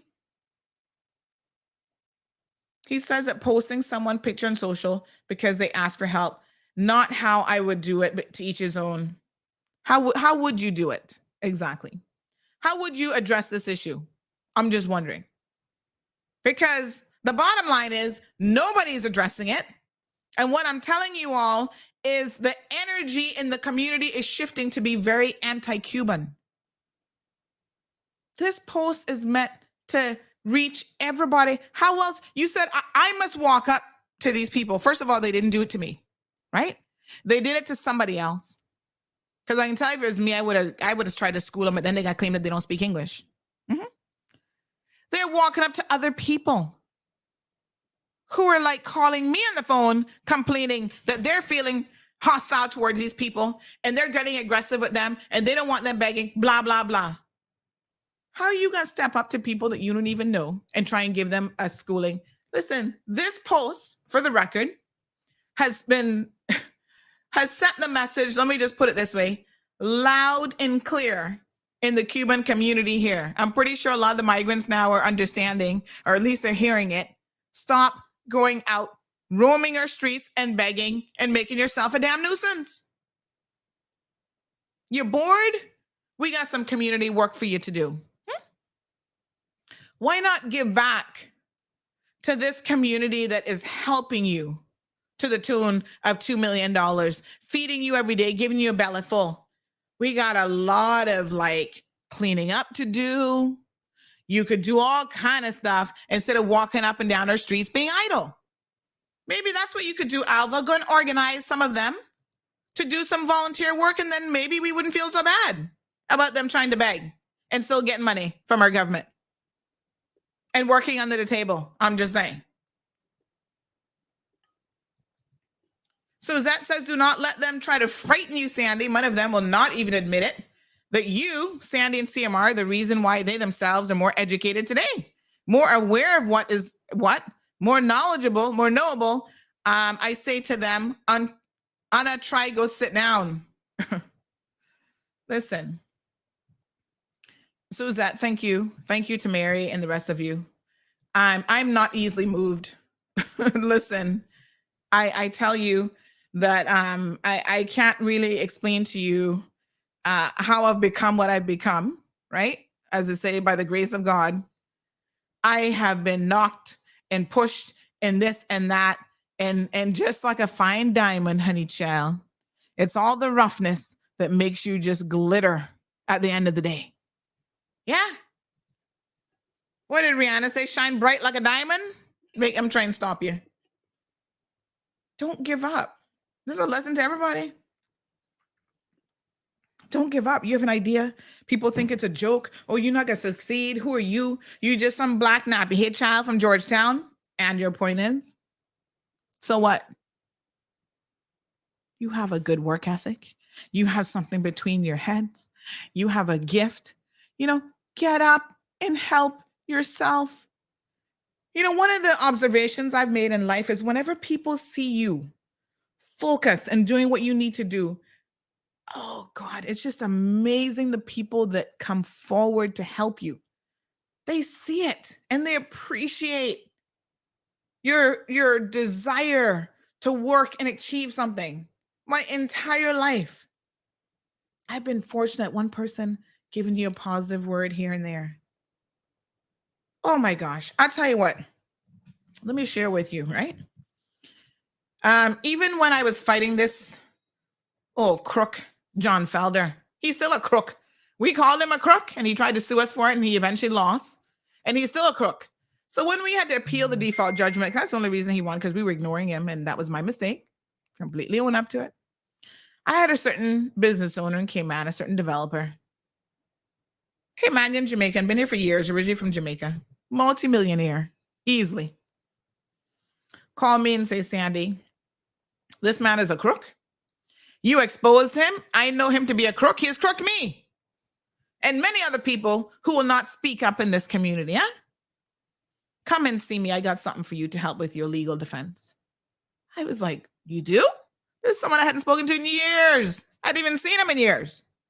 Here's a little check. Go and hire yourself a lawyer and appeal this case. And sure enough, that's what was done. And we won.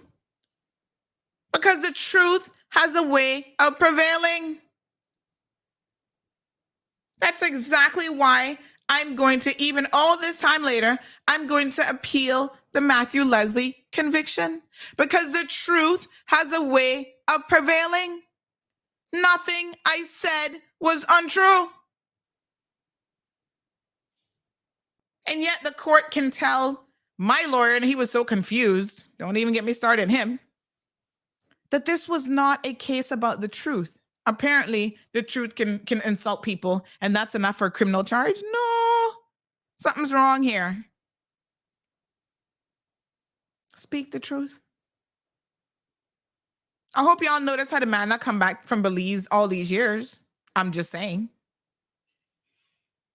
I don't put up with slackness, whether it's from my Caymanians or anybody else. If we want to hold the darts of the world accountable for stuff, then we must hold the Matthew Leslies of the world accountable for their disgusting behavior too. We must hold everybody accountable. That's the problem. Oh, you special. You somebody. That's why the rules don't apply to you. No. You're not special because you're Jamaican. You're not special because you're Cuban. You're not special because you're anything. Now, this is the Cayman Islands.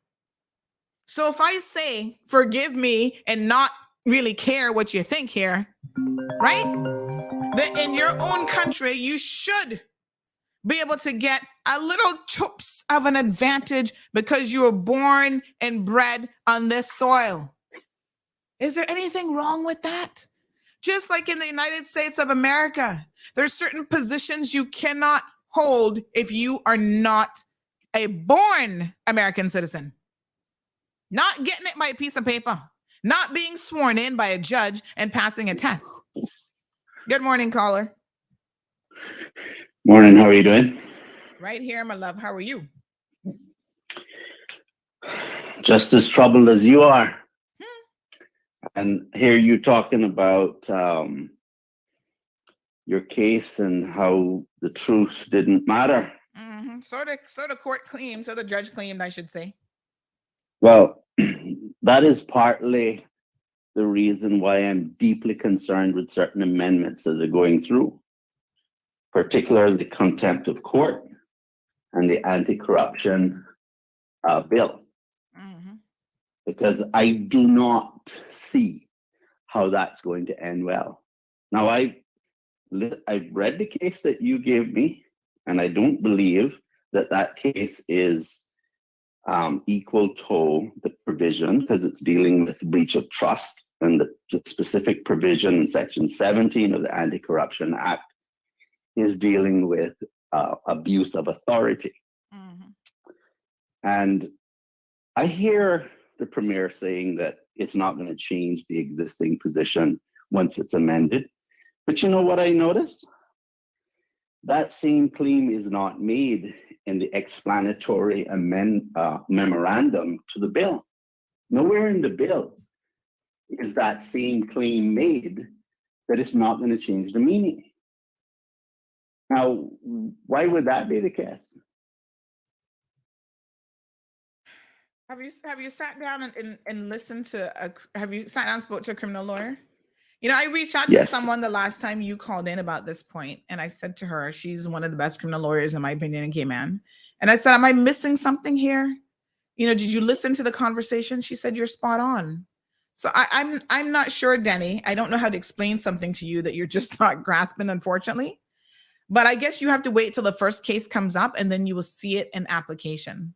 It's not what you think. And I don't know how to, we can have this conversation a million times, right? You've got your position. I'm of the opinion that that position is not accurate. I've spoken to people who practice law every single day, criminal lawyers, and who deal with these provisions. And they have said what I have said before. The mens rea has always existed. Using that word does not lessen it in any way, shape, or form. So if they got it before a judge right now to argue the case, it would be the same mens rea that they argued before. They'd be arguing it now. So I do not know, for lack of us going in circles, I cannot explain this to you any further than that. I'm going to give you her number and invite you, if she has time, because she's busy defending people, for you to sit down with her and have this conversation. Because I cannot have this conversation any further with you because I don't have anything else to offer. Well, I find it very peculiar that the bill does not say it won't change the meaning. Nowhere does it even. It doesn't even imply that at all. But why? Well, the reason for amending the bill is to make a change. And the changes that it is trying to make, it spoke about, which is increasing the penalty. So you're hyper-focused on the mens rea. Changing that is not the intent of the amendment. That's why it doesn't address it. To me, it's like common sense. Changing the Danny, penalty. I'm gonna give you her number. Maybe she can explain it to you. Changing the penalty is meaningless when it becomes so difficult to prove that the person is guilty. The penalty won't apply to someone you can't prosecute. All right, people want us to keep on topic with the Cuban migrants. Let me just send you her number and invite you to speak with her. And there are others that you can speak to as well. You need someone who practices criminal law every single day. Yeah, that's what I would recommend. Hold on now. I would recommend that we do not make it harder to prosecute politicians and public officers. And it hasn't been. So we're all on the same page there. Yeah. All right. Take care. All right. Good. I'm sorry, but I can't explain it anymore. I don't know what else to say. Cameron says Sandy gonna soon cuss 2 bad words. I got a lot of patience for Denny Hennichel, and I still can't explain it any differently. All right. All it says, get back to the topic at hand. Joseph says, I think I should go to Cuba. and come back as a refugee, maybe I can get some help from the government too. Well, at least you can get some free meals and a phone card and a place to stay. And I hope you're more grateful, you know, than smearing feces all over the wall when you go to leave. Because that's just nasty and wrong. Here's some other ones trolling all over the place. Hanging out at the gas tanks. I don't know what they're doing there. No, sir.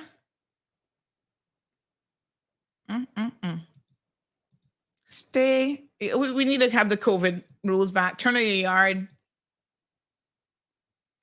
This person says, Sandy, we're talking about the Cuban migrants. Please don't allow Denny to change the narrative. Oh, Lord, Denny. Tell Denny to get his own show, please. Oh, Lord Jesus.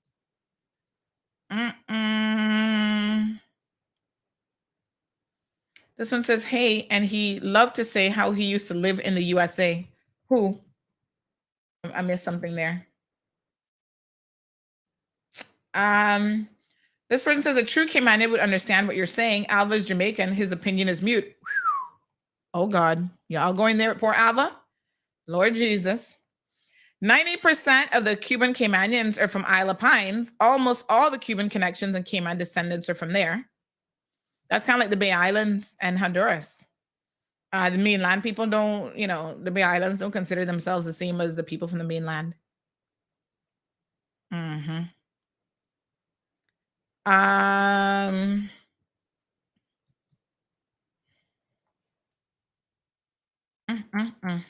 What a heat.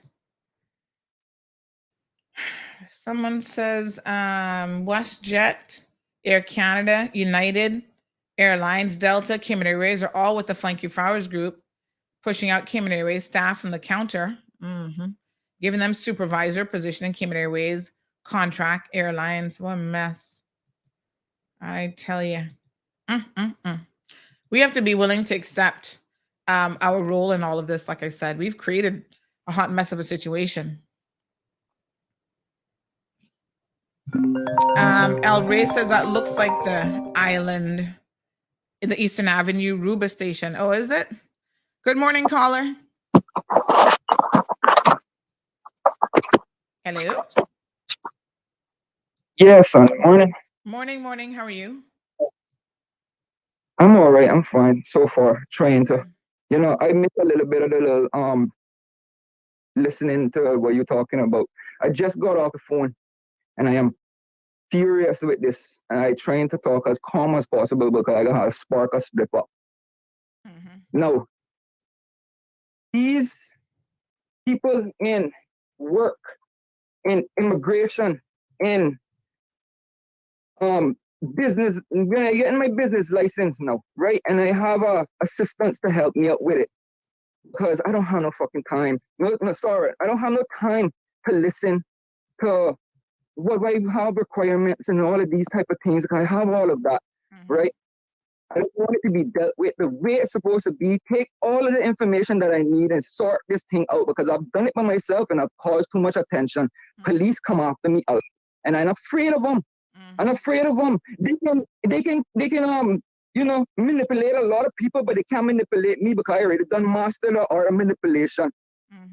So here what? As a Caymanian speaking, I would love to go and protest about this now, but you know what? I am afraid to express the democracy manifest in this island because guess what? It's not gonna be pretty, and Cayman might end up becoming a different you after that.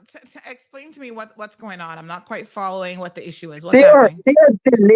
They're delaying and continuously asking for extra information so that they can even morally delay certain people from getting their permits that they deserve. This a work permit or a business license? No, I am trying to open up a business license and partnering with a cousin of mine from Honduras that has been to this island, that has family here, and they are scamming him. I am feeling they're scamming him, paying something that I would do for $75. They are charging him $800 out of our pocket. Who is they? To get it sorted, and I still need proof of being a Caymanian. Who is I just came out that's doing this? When you say they, okay, who is it? The person's name is. No, I want you to. I don't need a name necessarily, but this is someone who works for government. I don't understand. I'm not 100% sure, but he's probably a lawyer for something that may probably be with the. I don't know how it goes. My cousin had got the lineup with him. Let's be careful now. If this is a private entity, right, that is trying to I sort understand. out your cousin. Yeah, they're not government. Yeah, I know, but this is why I'm asking now. What is going on here? Because this is not right. That is so much questions being asked. I'm a Caymanian now. I have just got acknowledged just a few weeks ago, maybe a month. I can't tell because it feels so long, and I am frustrated about this situation because I'm waiting for my personal business license too in a month. Don't get me wrong. I'm waiting for my personal business license too that I had just recently applied as well. But it's going way too long. And I haven't gotten no email saying, okay, well, we are waiting for this. It has been approved or whatever. I haven't gotten any emails yet. So I'm opening a micro business license because I've been doing my hustle way too long to make it be that I can't open a business license, Mom.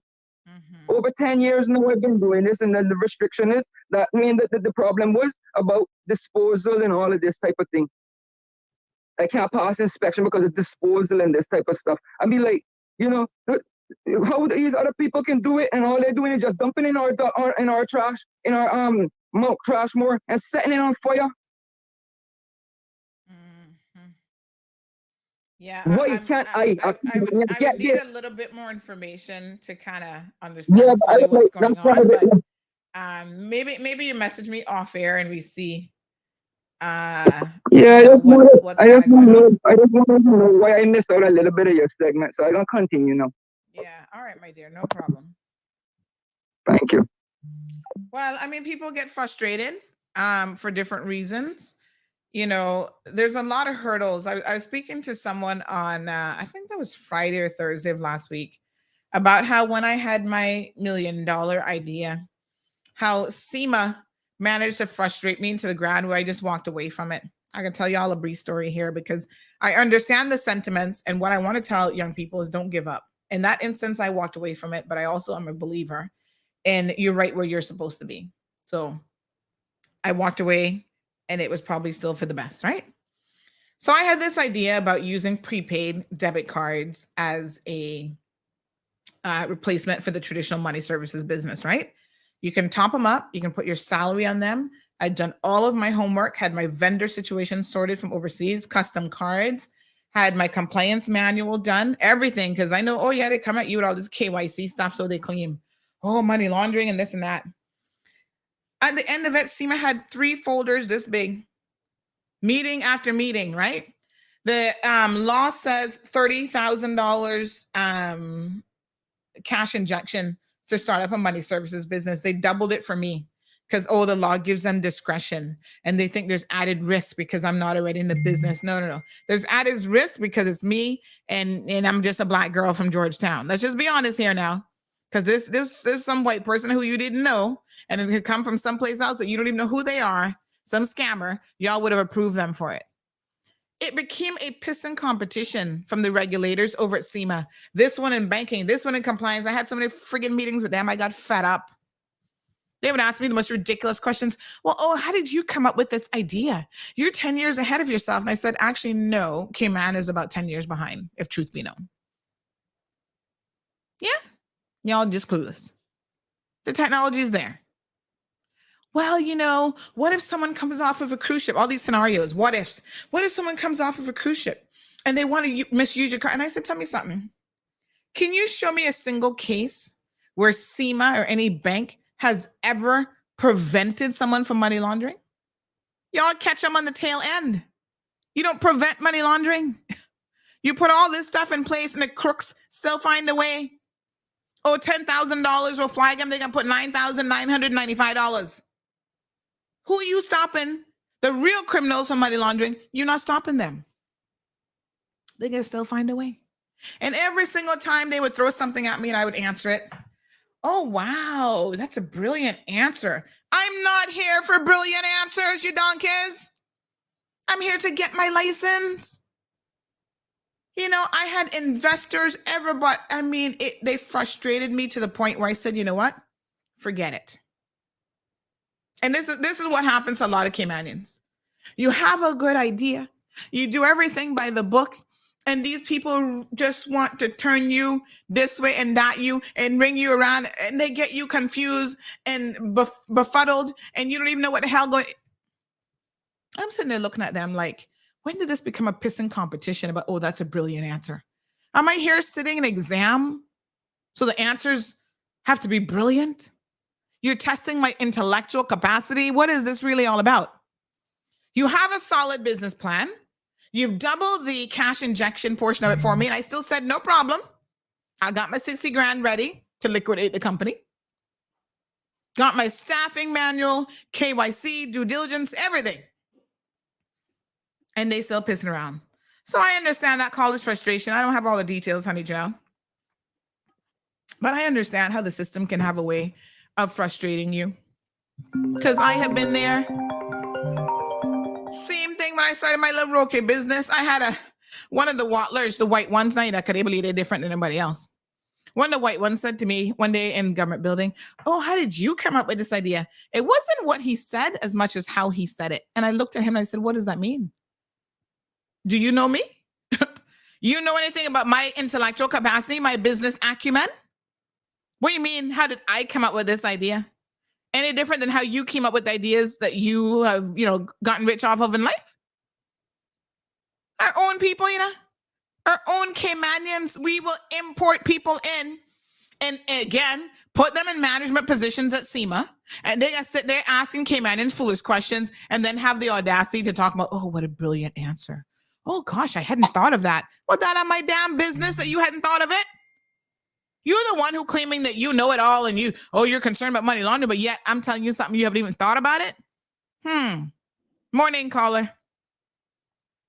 Yes, ma'am. I'm glad you answered my question because I was going to ask you who else it is that frustrates Caymanians or puts them out to pasture, discourages them, make them have mental health issues and all kinds of things. It's Caymanians. Yes, it's our own people. A foreigner would not dare to operate. Listen to me. When they do it, they do it with our permission. Because we're putting them in the positions to do it. Exactly. That's where I was trying to get to. A foreigner would not dare that big Cayman Islands. And remember, no income taxes on that big money. $1 in Cayman to any foreigner is worth and I mean civilized first world country foreigners. I don't mean dinero, kikero. I don't mean them kind. I mean first world countries. Any Cayman Islands dollar is worth $2 to them. Number one, you're not paying no income tax.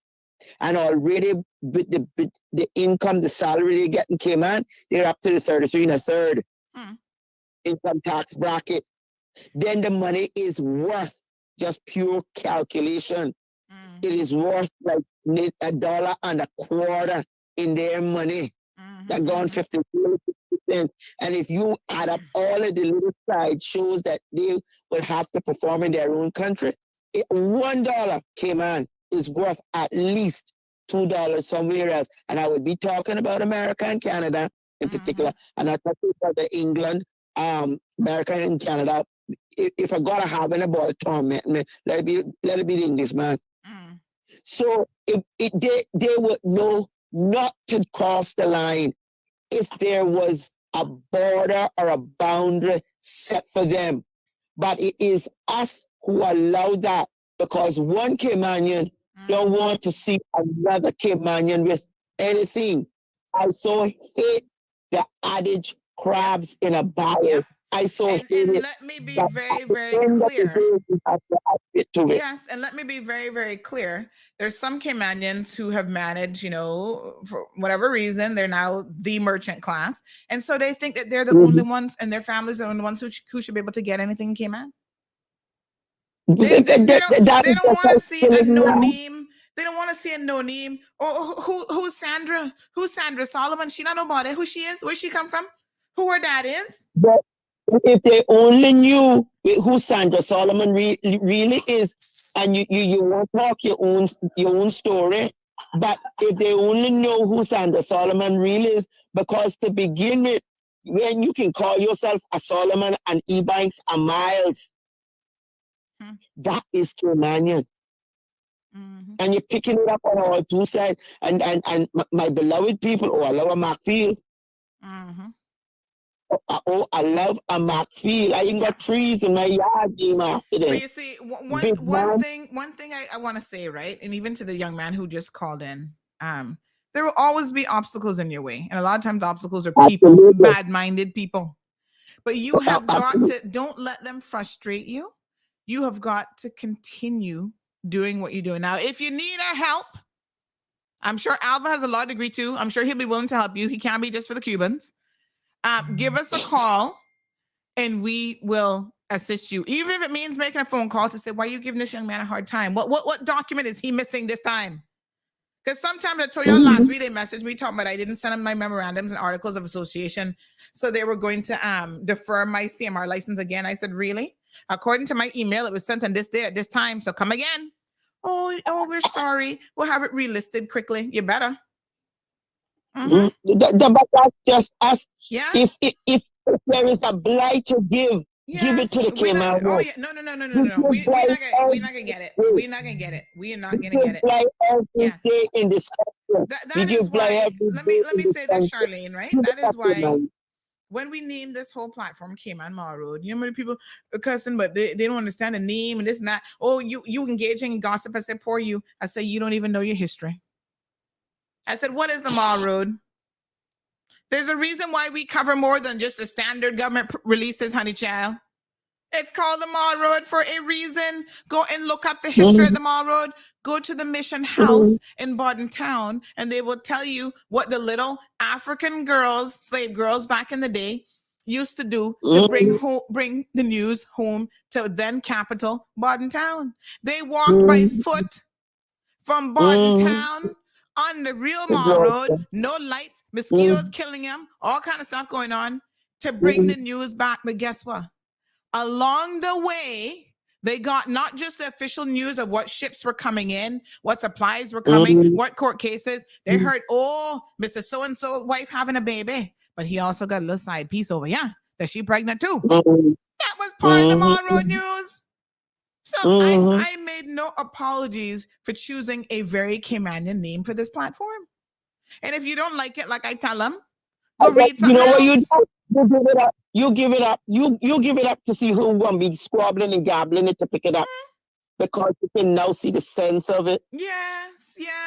Listen, they've been seeing the sense of it long time, Because even before the last election, somebody said to me, somebody come and make you an offer. They're going to buy you out to shut down Mall Road before the election. I said, really? I said, good luck with that.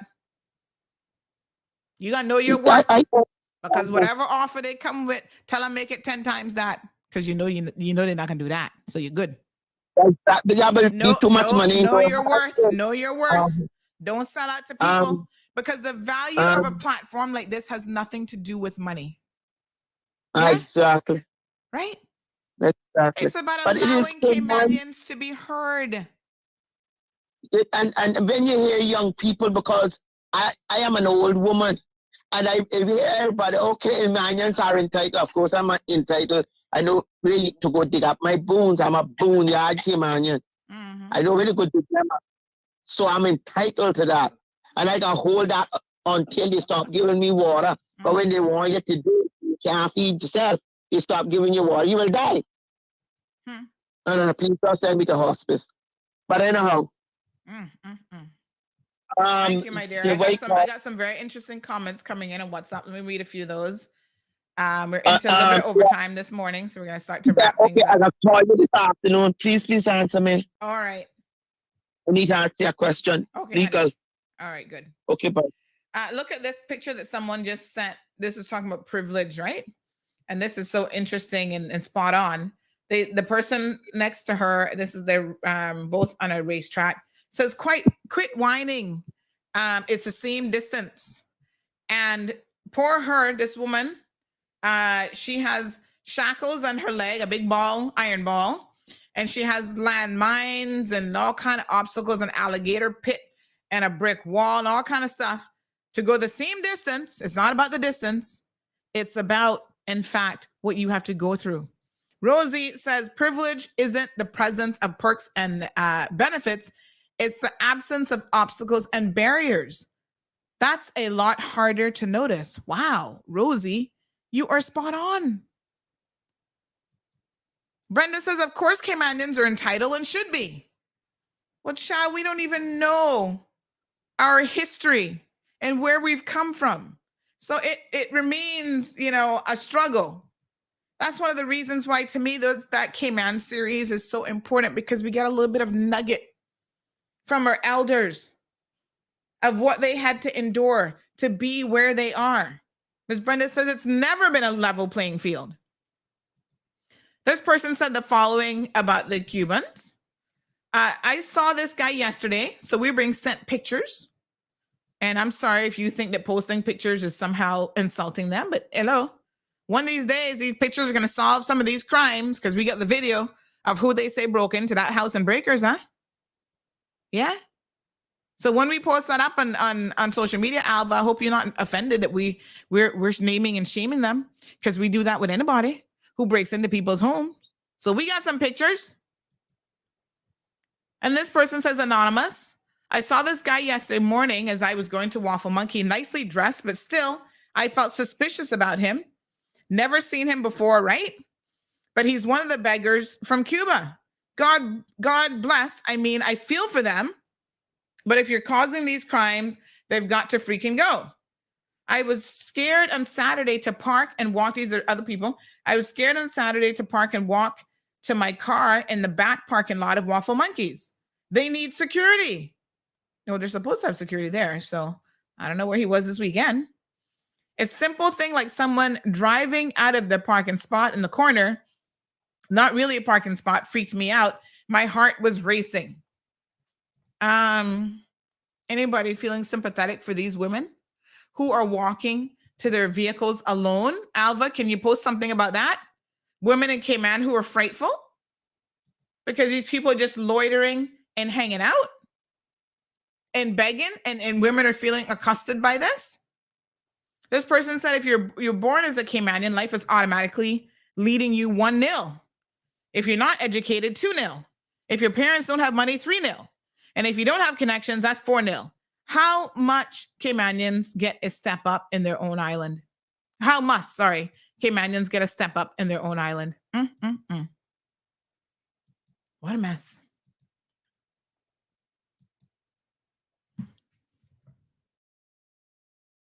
Seriously. What a mess.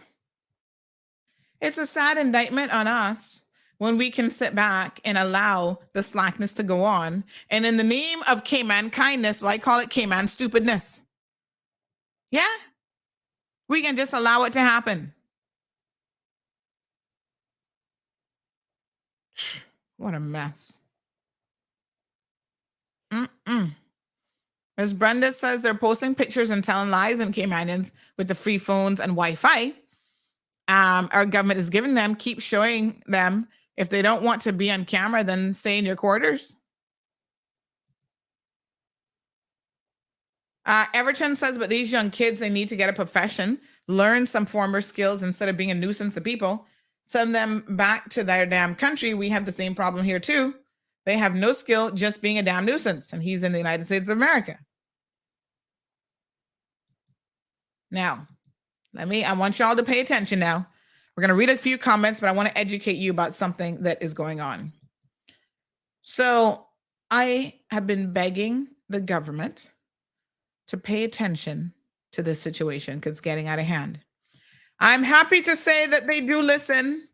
And I'm not trying to take credit for this. Maybe they were already thinking about it. I don't know. They have a bill that is coming. Can we give them a hallelujah up in here today? They have a bill that is coming that is going to be a game changer. Yeah, good. Because we need to address the situation. The Cuban nationals are coming here. They're getting, all these perks and whatever. Their application takes years. And I saw Mr. Johan asking, why should it take an average of 3 years? I want to know the exact same thing. For the world of me, I do not know why an asylum application is taking so long. If we need to spend more money in that division, in that department, then that would be money well spent. Expedite the process. Because the 3 years that they're here, they're not able to work, we are feeding them. So the current law is they can only work when they're granted refugee status. That would mean that Cayman agrees that they could face persecution if they were sent back to Cuba. Let's be very clear, right? Refugee status is not to be about your financial position. It's supposed to be about political persecution. Yeah. Once they have refugee status, they can remain indefinitely and work without restriction. Y'all heard that? They can remain indefinitely and work without restriction. This week, they're going to be changing the law. So, Denny, you're supposed to be paying attention now to all the bills and stuff coming, but you missed this, the one that was actually on topic today.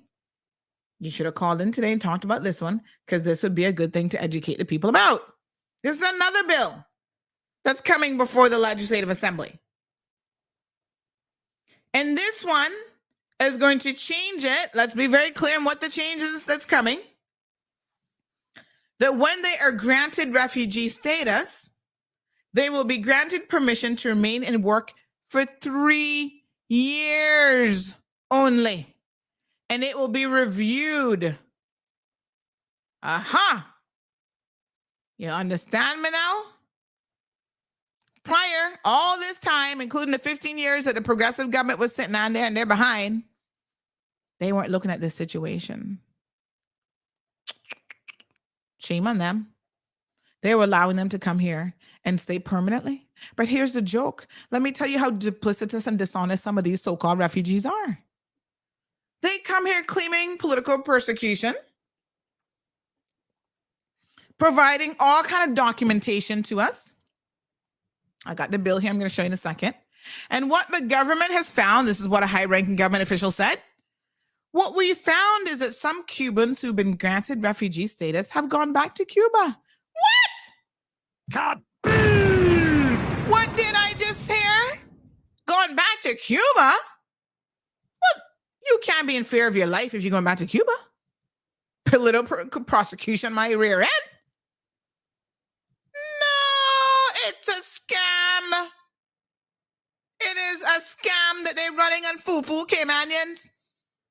Who talking about, oh, we must be Caymankind in our Christianness. Really?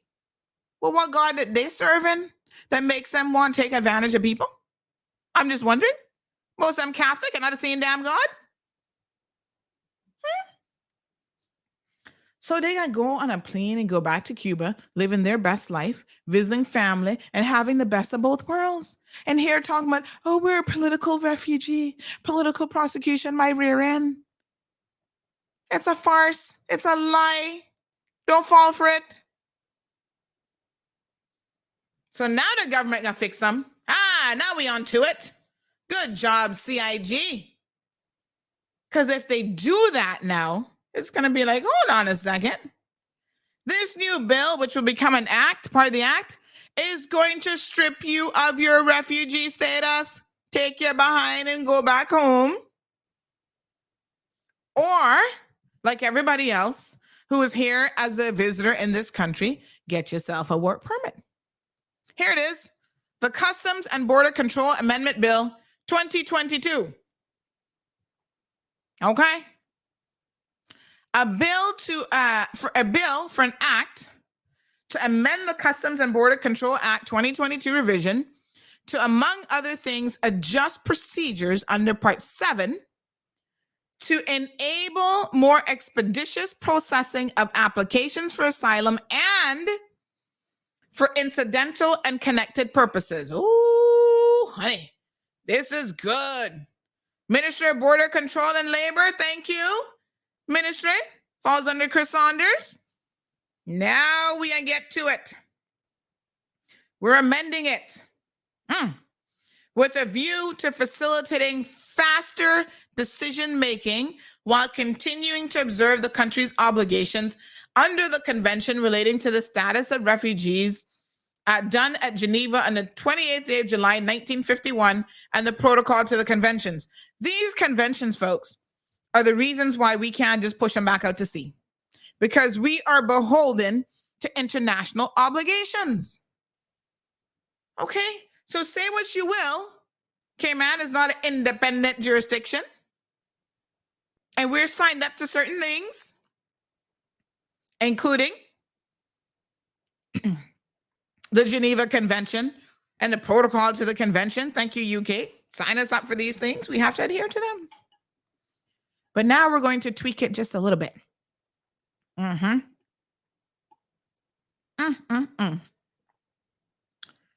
So government officials are going to come on the program one day this week, and they're going to break this down for us. We're going to hear all the details of this legislative change that is coming. This is a good thing, folks. Processing them quicker means that they can get on that plane and go back to Cuba quicker once their application is denied. It also means that the asylum appeals tribunal, whatever they call themselves, they're going to be busy. So if you sit on that tribunal, you've been put on that board or whatever we're calling it these days, get ready to work. Okay? Because they appeals. Oh, they can find money, hire lawyers. Maybe that's why they're begging. Because they're looking money to hire lawyers. They'll find money to try and hoodwink the Cayman Islands government and appeal everything. The appeals will be swiftly handled as well. Yeah. Get them back on the flight. The quicker they see that you're not going to come here and spend 3 and 4 years here at the expense of the government of the Cayman Islands, maybe they might be less inclined to want to come here to begin with. Because like I said, I keep telling y'all, a lot of them are not traveling all the way from Cuba on that inky-dinky boat. There's a degree of human trafficking that has been happening. All right. That's all I can say on the Cuban situation. Al Ebanks says it's selective blindness. They never see the elephant in the room. Sabrina, clapping of hands. Thank you so much. Moya says they need to add to the amendment that if you go back to Cuba, even to visit, you lose your asylum. Well, that's exactly it. That's one of the things that's in there, finally. Brenda's asking, she says 3 years is too long. Who's going to police and monitor this? Especially when the government keeps changing. Well, remember, it's not the government that monitors and does this anyway. That's what the civil servants are there for. So it should be easy enough. This is why that national ID is a good thing. It should be mandatory, in fact, that national ID. But anyway, y'all not ready to have that conversation about how it will tighten up a lot of loopholes in this country. But on the flip side to this, once they're in the system, your travel history is captured every time you move in and out of this country. And really, it's just a matter of running regular reports for someone to review, Miss Brenda. So it shouldn't be rocket science for them to get that right. Scott says, why are we not asking the governor in the UK to assist in footing the bill? Is Cayman no longer an OT? Scott, certain things they're not going to do, honey child. I hate to tell you, but This is all on us. All on us. They're not providing no money for this.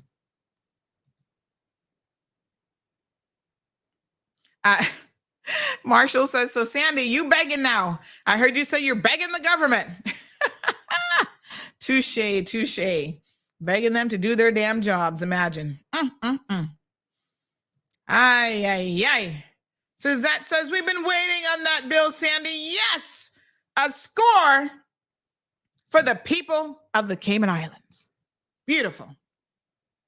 Miss Brenda not happy. She says it's not enough. Well, it's certainly more than has ever been done. So let's start one step at a time. Let me read a few more of your comments, and then we're going to call it a day.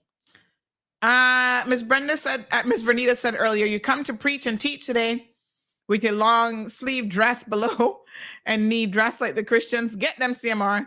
Actually, this is just a top, honey child. It's not a dress, but it kind of looks like it could be, right? Scott said earlier, you should see the migrants. You should see what the migrants are doing in the various community centers that they're being housed in. Some nastiness you mentioned about the private homes. Oh, same nastiness you mentioned about the private homes, but we all paying to clean it up. Nasty. Oh my God. There's something to be said for people who can't keep their place clean. That's why I respect the Japanese people, the team who went to the World Cup, and their fans who were cleaning up after their games. You see, that's a culture. Why can't we adopt some of that culture of cleanliness? You see how the Japanese do it? They go someplace, they respect people, country. They clean up the what do you call the room now? The locker room. Yeah. They clean it up. They make the what the hell they call them little things again? Magamis or whatever. They open up the windows because it'll be stink up in there after they playing and sweating, all these sweaty men. They open up the windows to fumigate it. They probably left that place cleaner than they found it. Why aren't we adopting some of that instead of making excuses for people on the streets begging? Scott goes on to say the level of cleaning, repairs for damage made, replacement of broken items or equipment, it's on top of the handouts and the lost opportunity costs for rental use of these facilities.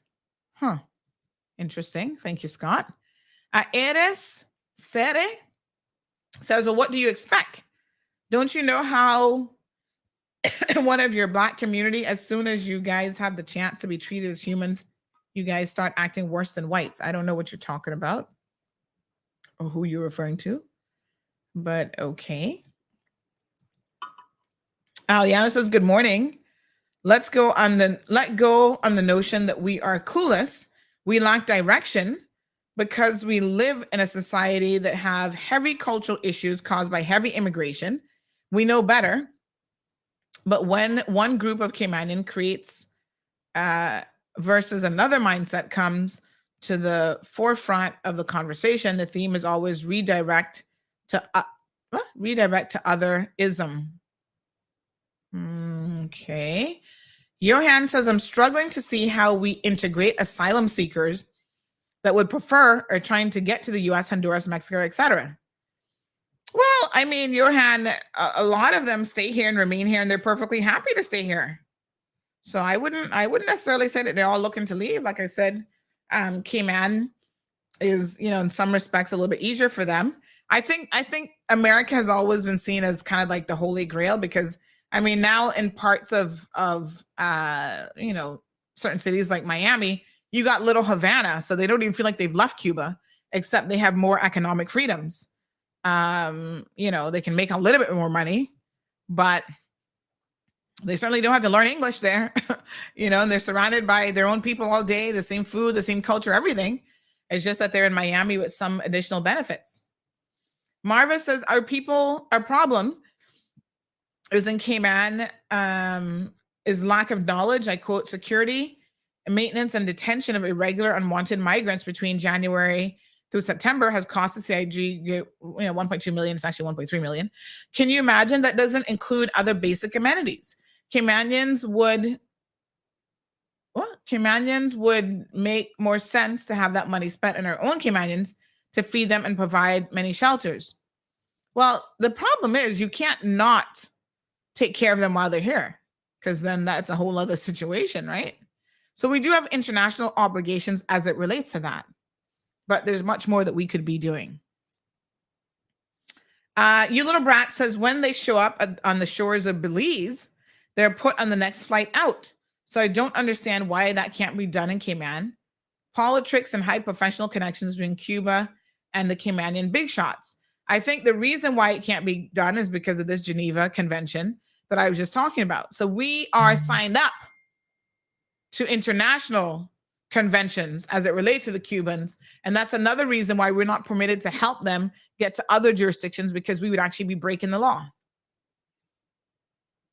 Johan goes on to say, I do not feel that it is appropriate to burden the CIG public purse to accommodate persons that have choices to survive, live, and thrive in larger countries that have the infrastructure to facilitate those with legitimate concerns. Okay, but we still can't send them to the US. We can only send them back to Cuba. He goes on to say, talk to things, CMR. I don't agree with everything you say, but on this topic, you have hit the mark. Bullseye. It should not take 3 years for any immigration-related decision to be made, including political asylum, PR, plus status, plus Caymanian status. Listen, poor immigration. I don't even know what's going on over there. They're so backlogged. It's not even funny. We submitted an application for my husband. Now, you know, Marlon been here long before him and I started dating and got married. We're actually coming up on our 8th anniversary now this year, right? Our daughter's 6 years old, but he was here before that. And we submitted his, what is it now? What's it? Is it PR? I don't even know. Honestly, you know why I have no clue? Because not once did my husband ever say to me, oh, you know, I need to become a Caymanian, or you need to put in for this. He never really bothered with those kind of things. He just does what he's supposed to do, which is support his family and be a good person and be a good husband and be an excellent father. That's his job. It's not to be worrying and pressuring people about no immigration status in this country. He always jokes that he can take me to Jamaica and get my Jamaican passport. And you know, you don't know. You don't know. I'm like, no, thank you. No shade, but no thanks. All right. So look here. We put it in, I think it's been almost a year. We've never received an acknowledgement. We've never heard nothing about the application. The last I checked on it, they're like, oh yeah, it's just there. Because they're backlogged so far back that it's crazy. So I don't know how long that can take. That might be 5 years later. And the only reason we even bothered to put it in, because his employer is like, yeah, we need this, because by law, you have to do it at the 7-year mark. Because I guess whatever that first thing they give you, the RERC or whatever it's being called these days, that's only good for a certain amount of time. And then you need to move on, you know? And I was like, oh, I didn't know that they forced you. Like, you can't remain in RERC forever. And they're like, no. So it was the employer saying, oh, you've got to do this to make sure that his immigration status is regularized. I'm like, I didn't know that. Okay. So Johan, in terms of the time, Lord help us. Darlene says, ask the Minister of Tourism to come on your show to explain all of this. In terms of the whole Cayman Airways bit, and the flights to Cuba and that sort of thing, we will send that to the Minister of Tourism. Thank you. El Rey says, which government minister will be on CMR to address the Cuban migrant issue? Cayman people are fed up. Like I said, the civil servants are coming on.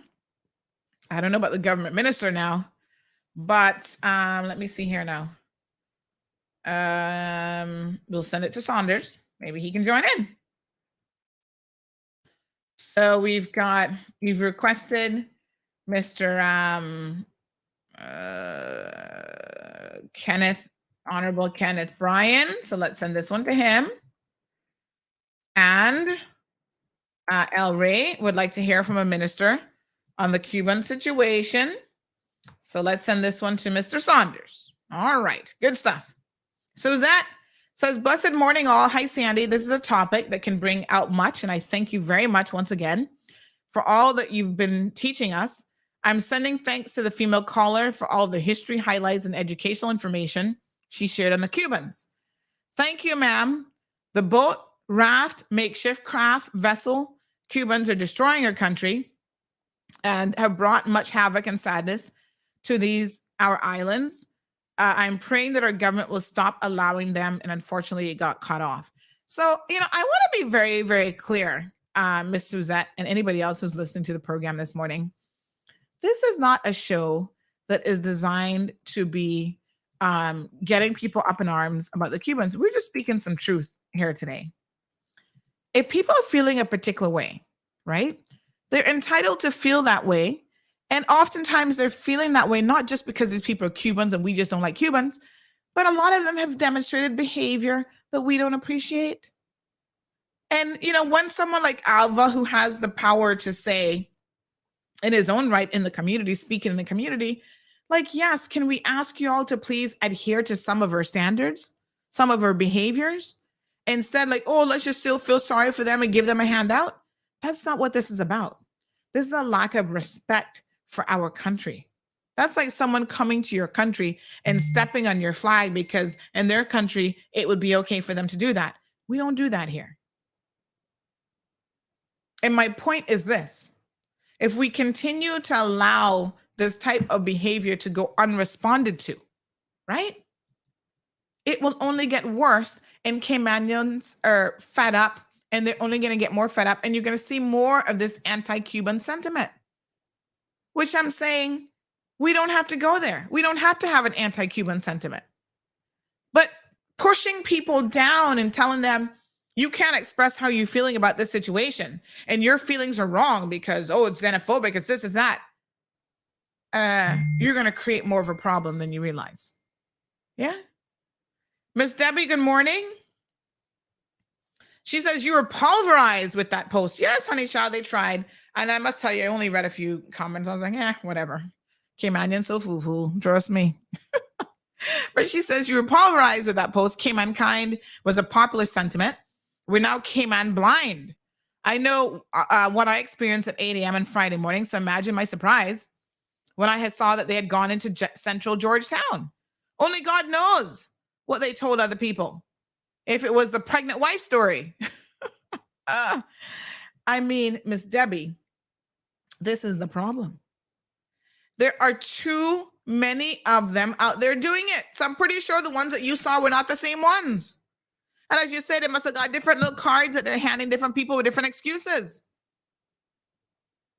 Imagine if every single Cuban migrant starts to roam the streets out there begging. Oh yeah, let's just give them money. Let's go back to what Alva said we must do. What? Yeah. If we can afford to do it, let's just help them. No, sir. You can afford to do it, and all you are doing is encouraging this foolishness and this bad behavior. That's all you're doing. Come on now. It's not about whether or not you can afford to help. It's about by helping and not saying this is not acceptable behavior. He said this has brought us this far. Our caring and welcoming reputation. Well, I don't know why you think that where we are is where we really want to be. That's a problem.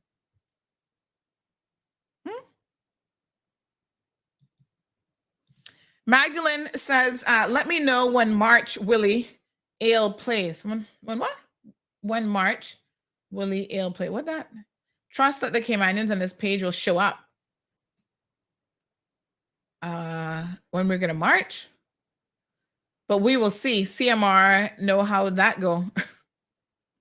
Listen, during the whole pension situation, y'all like, oh, we need your help, Sandy. We're not getting pension from Fidelity, blah, blah, blah. I'm like, okay, come and protest with us. All 5 of us will stand out there when y'all like, oh, yeah, I still haven't got my money. I said, well, why aren't you out here protesting? Even when you can protest, you don't show up. You don't want people to see you on the street corner protesting, but guess who's going to protest if it was them, the Cubans? That's one thing maybe y'all could learn from them is how to protest, right? No, sir. Magdalene goes on to say Caymanians need to stay woke and trust that they will do when the time comes. No, child, they falling asleep. They're not staying woke, not at all. Alyssa Good morning. Says NAU is a huge issue. Not paying on time and lack of funding and policies to match the rising cost of living. I'm sure they could use $2 million in their coffers. Amanda, good morning, says that's the problem now. Those same words came on kindness is easy as saying, I want it for free. Those words has us in the hole we in now. People, open your eyes. No one likes Caymanians. They just see us as fools. Wow. What a mess. Well,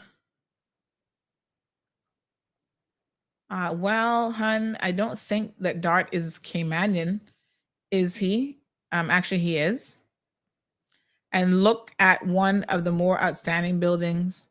What? And looks at one of the more outstanding buildings at Cayman Bay, one of the best economic zone for Cayman, probably.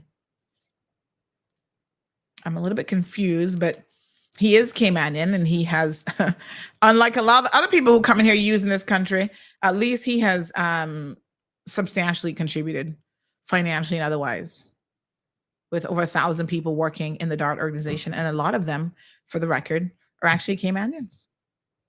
I'm just saying. Geneva Convention has nothing to do with this malfunctioning decision, says Ms. Brenda.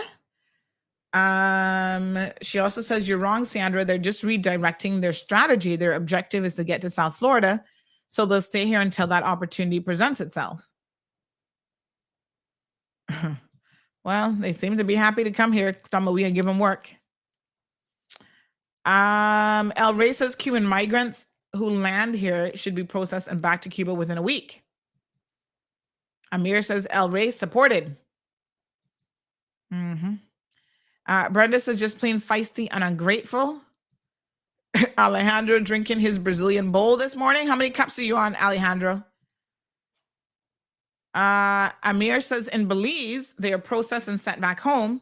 Even though we have all the land space or whatever, we also have an unemployment rate that is a gap everyone is trying to close. We also have people who are legally trying to get through the system. How good will it look to know you are working, trying to gather all these points the legal way, and someone comes with nothing and get to be almost a citizen overnight? That makes no sense. And I must tell you, because of the plight that their own government has put them in, Amir, to your point, it has pressured the rest of the world to always say how incredibly sorry we are for these people. Maybe they need to start growing some balls and just overthrow their government. I mean, worse regimes around the world have been overthrown by the people. I'm leaving that up to you all in Cuba. That's on you. But they become oftentimes complacent with the political arm.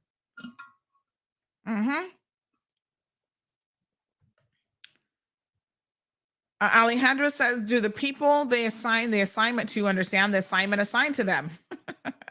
All right, folks. Thank you very much. Alejandro is on his second cup of coffee. I don't want him drinking any more than that. 2 cups is good enough. Thank you all very, very much for tuning into the program. Miss Lucille has a comment. We'll take one final caller of the day. Good morning, Colin. Welcome to the program. Morning. Yes, sir.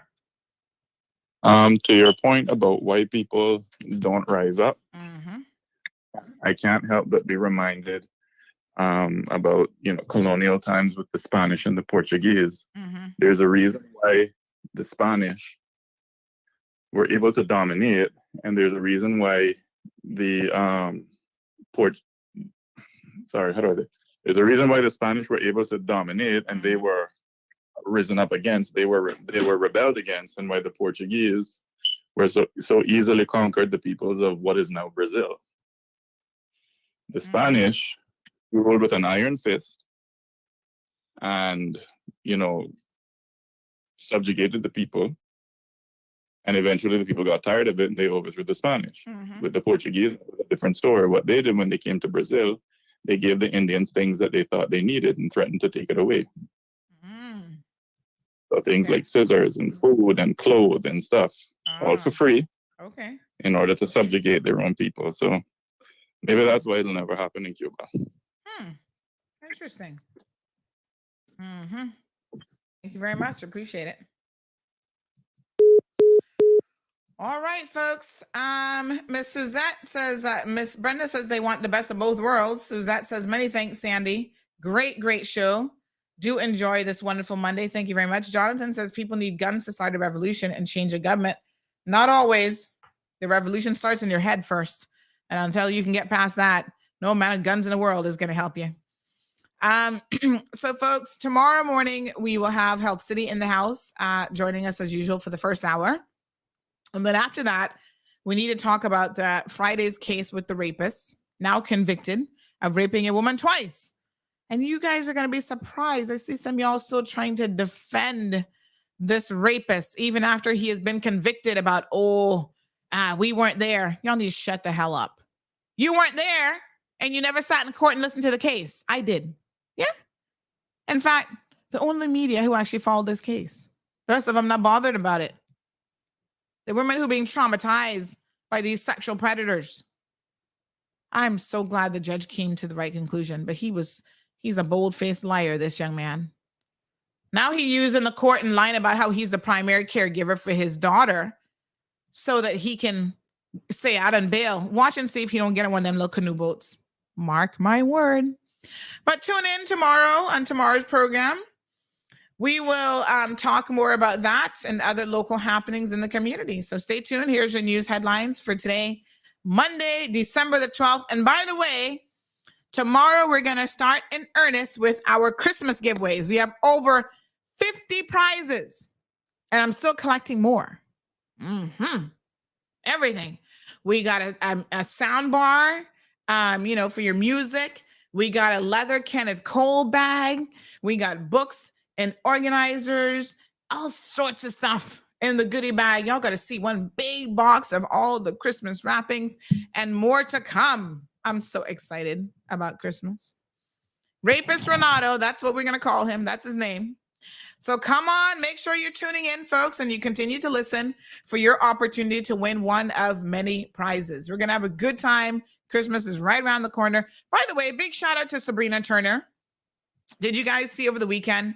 She had her Christmas party. It was Christmas celebration, and it was concert and celebration. It was really, really nice. We live streamed it last night, so go and check it out, I should say, on our Facebook and YouTube channels. It was a good time. People had a fantastic time. Where is Miss Morna? She's in the house today, my dear honey child. She was the queen, the belle of the show. She had us all, tied up in stitches. Miss Brenda says to put some FIFA World Cup questions in there. Oh, okay. Alejandro enjoyed it. He said, my daughter went to sleep watching it. Aw, it was really, really nice, I must say. Really enjoyed it. All right. But yeah, definitely check it out. The music, local performers. It was beautiful. Young man on the steel pan. We had Mr. LeMay doing his thing. We had vocal performers. We had the Williams Quartet. There's such an amazing set of siblings. Very, very talented. I think they sang, Amazing Grace and something else, but beautiful, beautiful, beautiful. Go watch it. I'll put the link in the description section. You guys have a wonderful day, and I'll see you tomorrow morning at 7:30 a.m.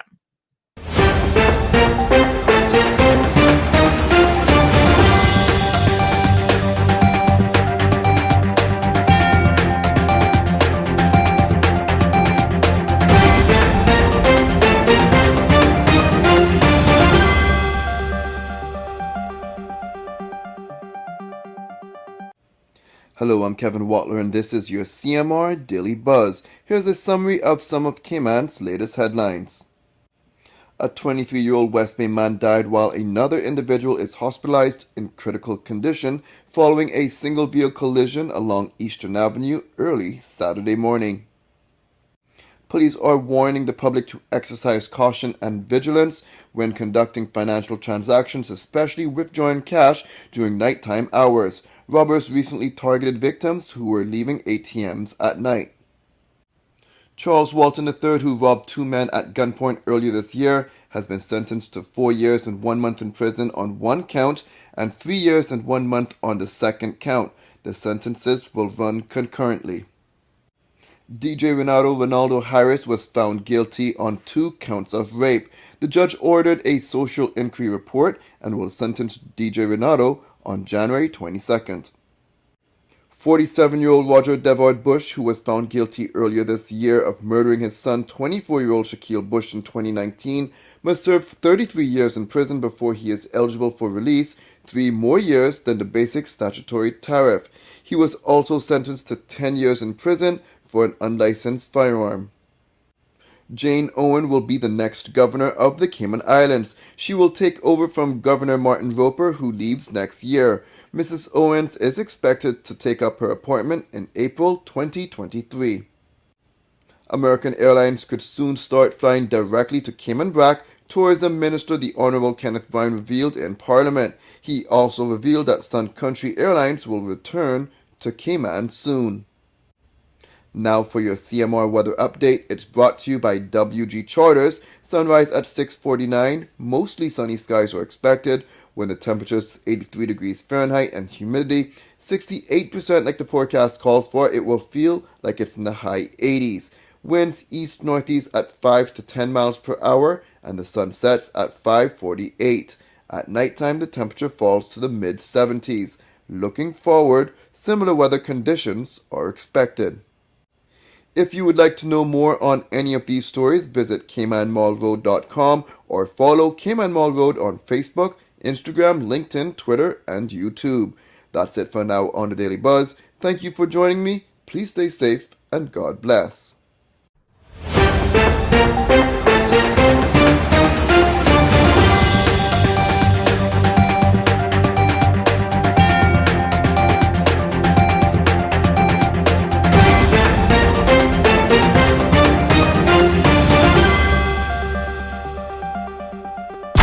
Thank you for tuning in to another episode of The Cold Hard Truth on Bobo 89.1 FM. Cayman's #1 talk show is live weekdays from 7:30 a.m. Never miss an episode again. Watch anytime on CMR's Facebook and YouTube channels for the latest show episodes. Don't forget to follow us online on our social media channels. And visit CaymanMarlRoad.com for all the latest news and community happenings.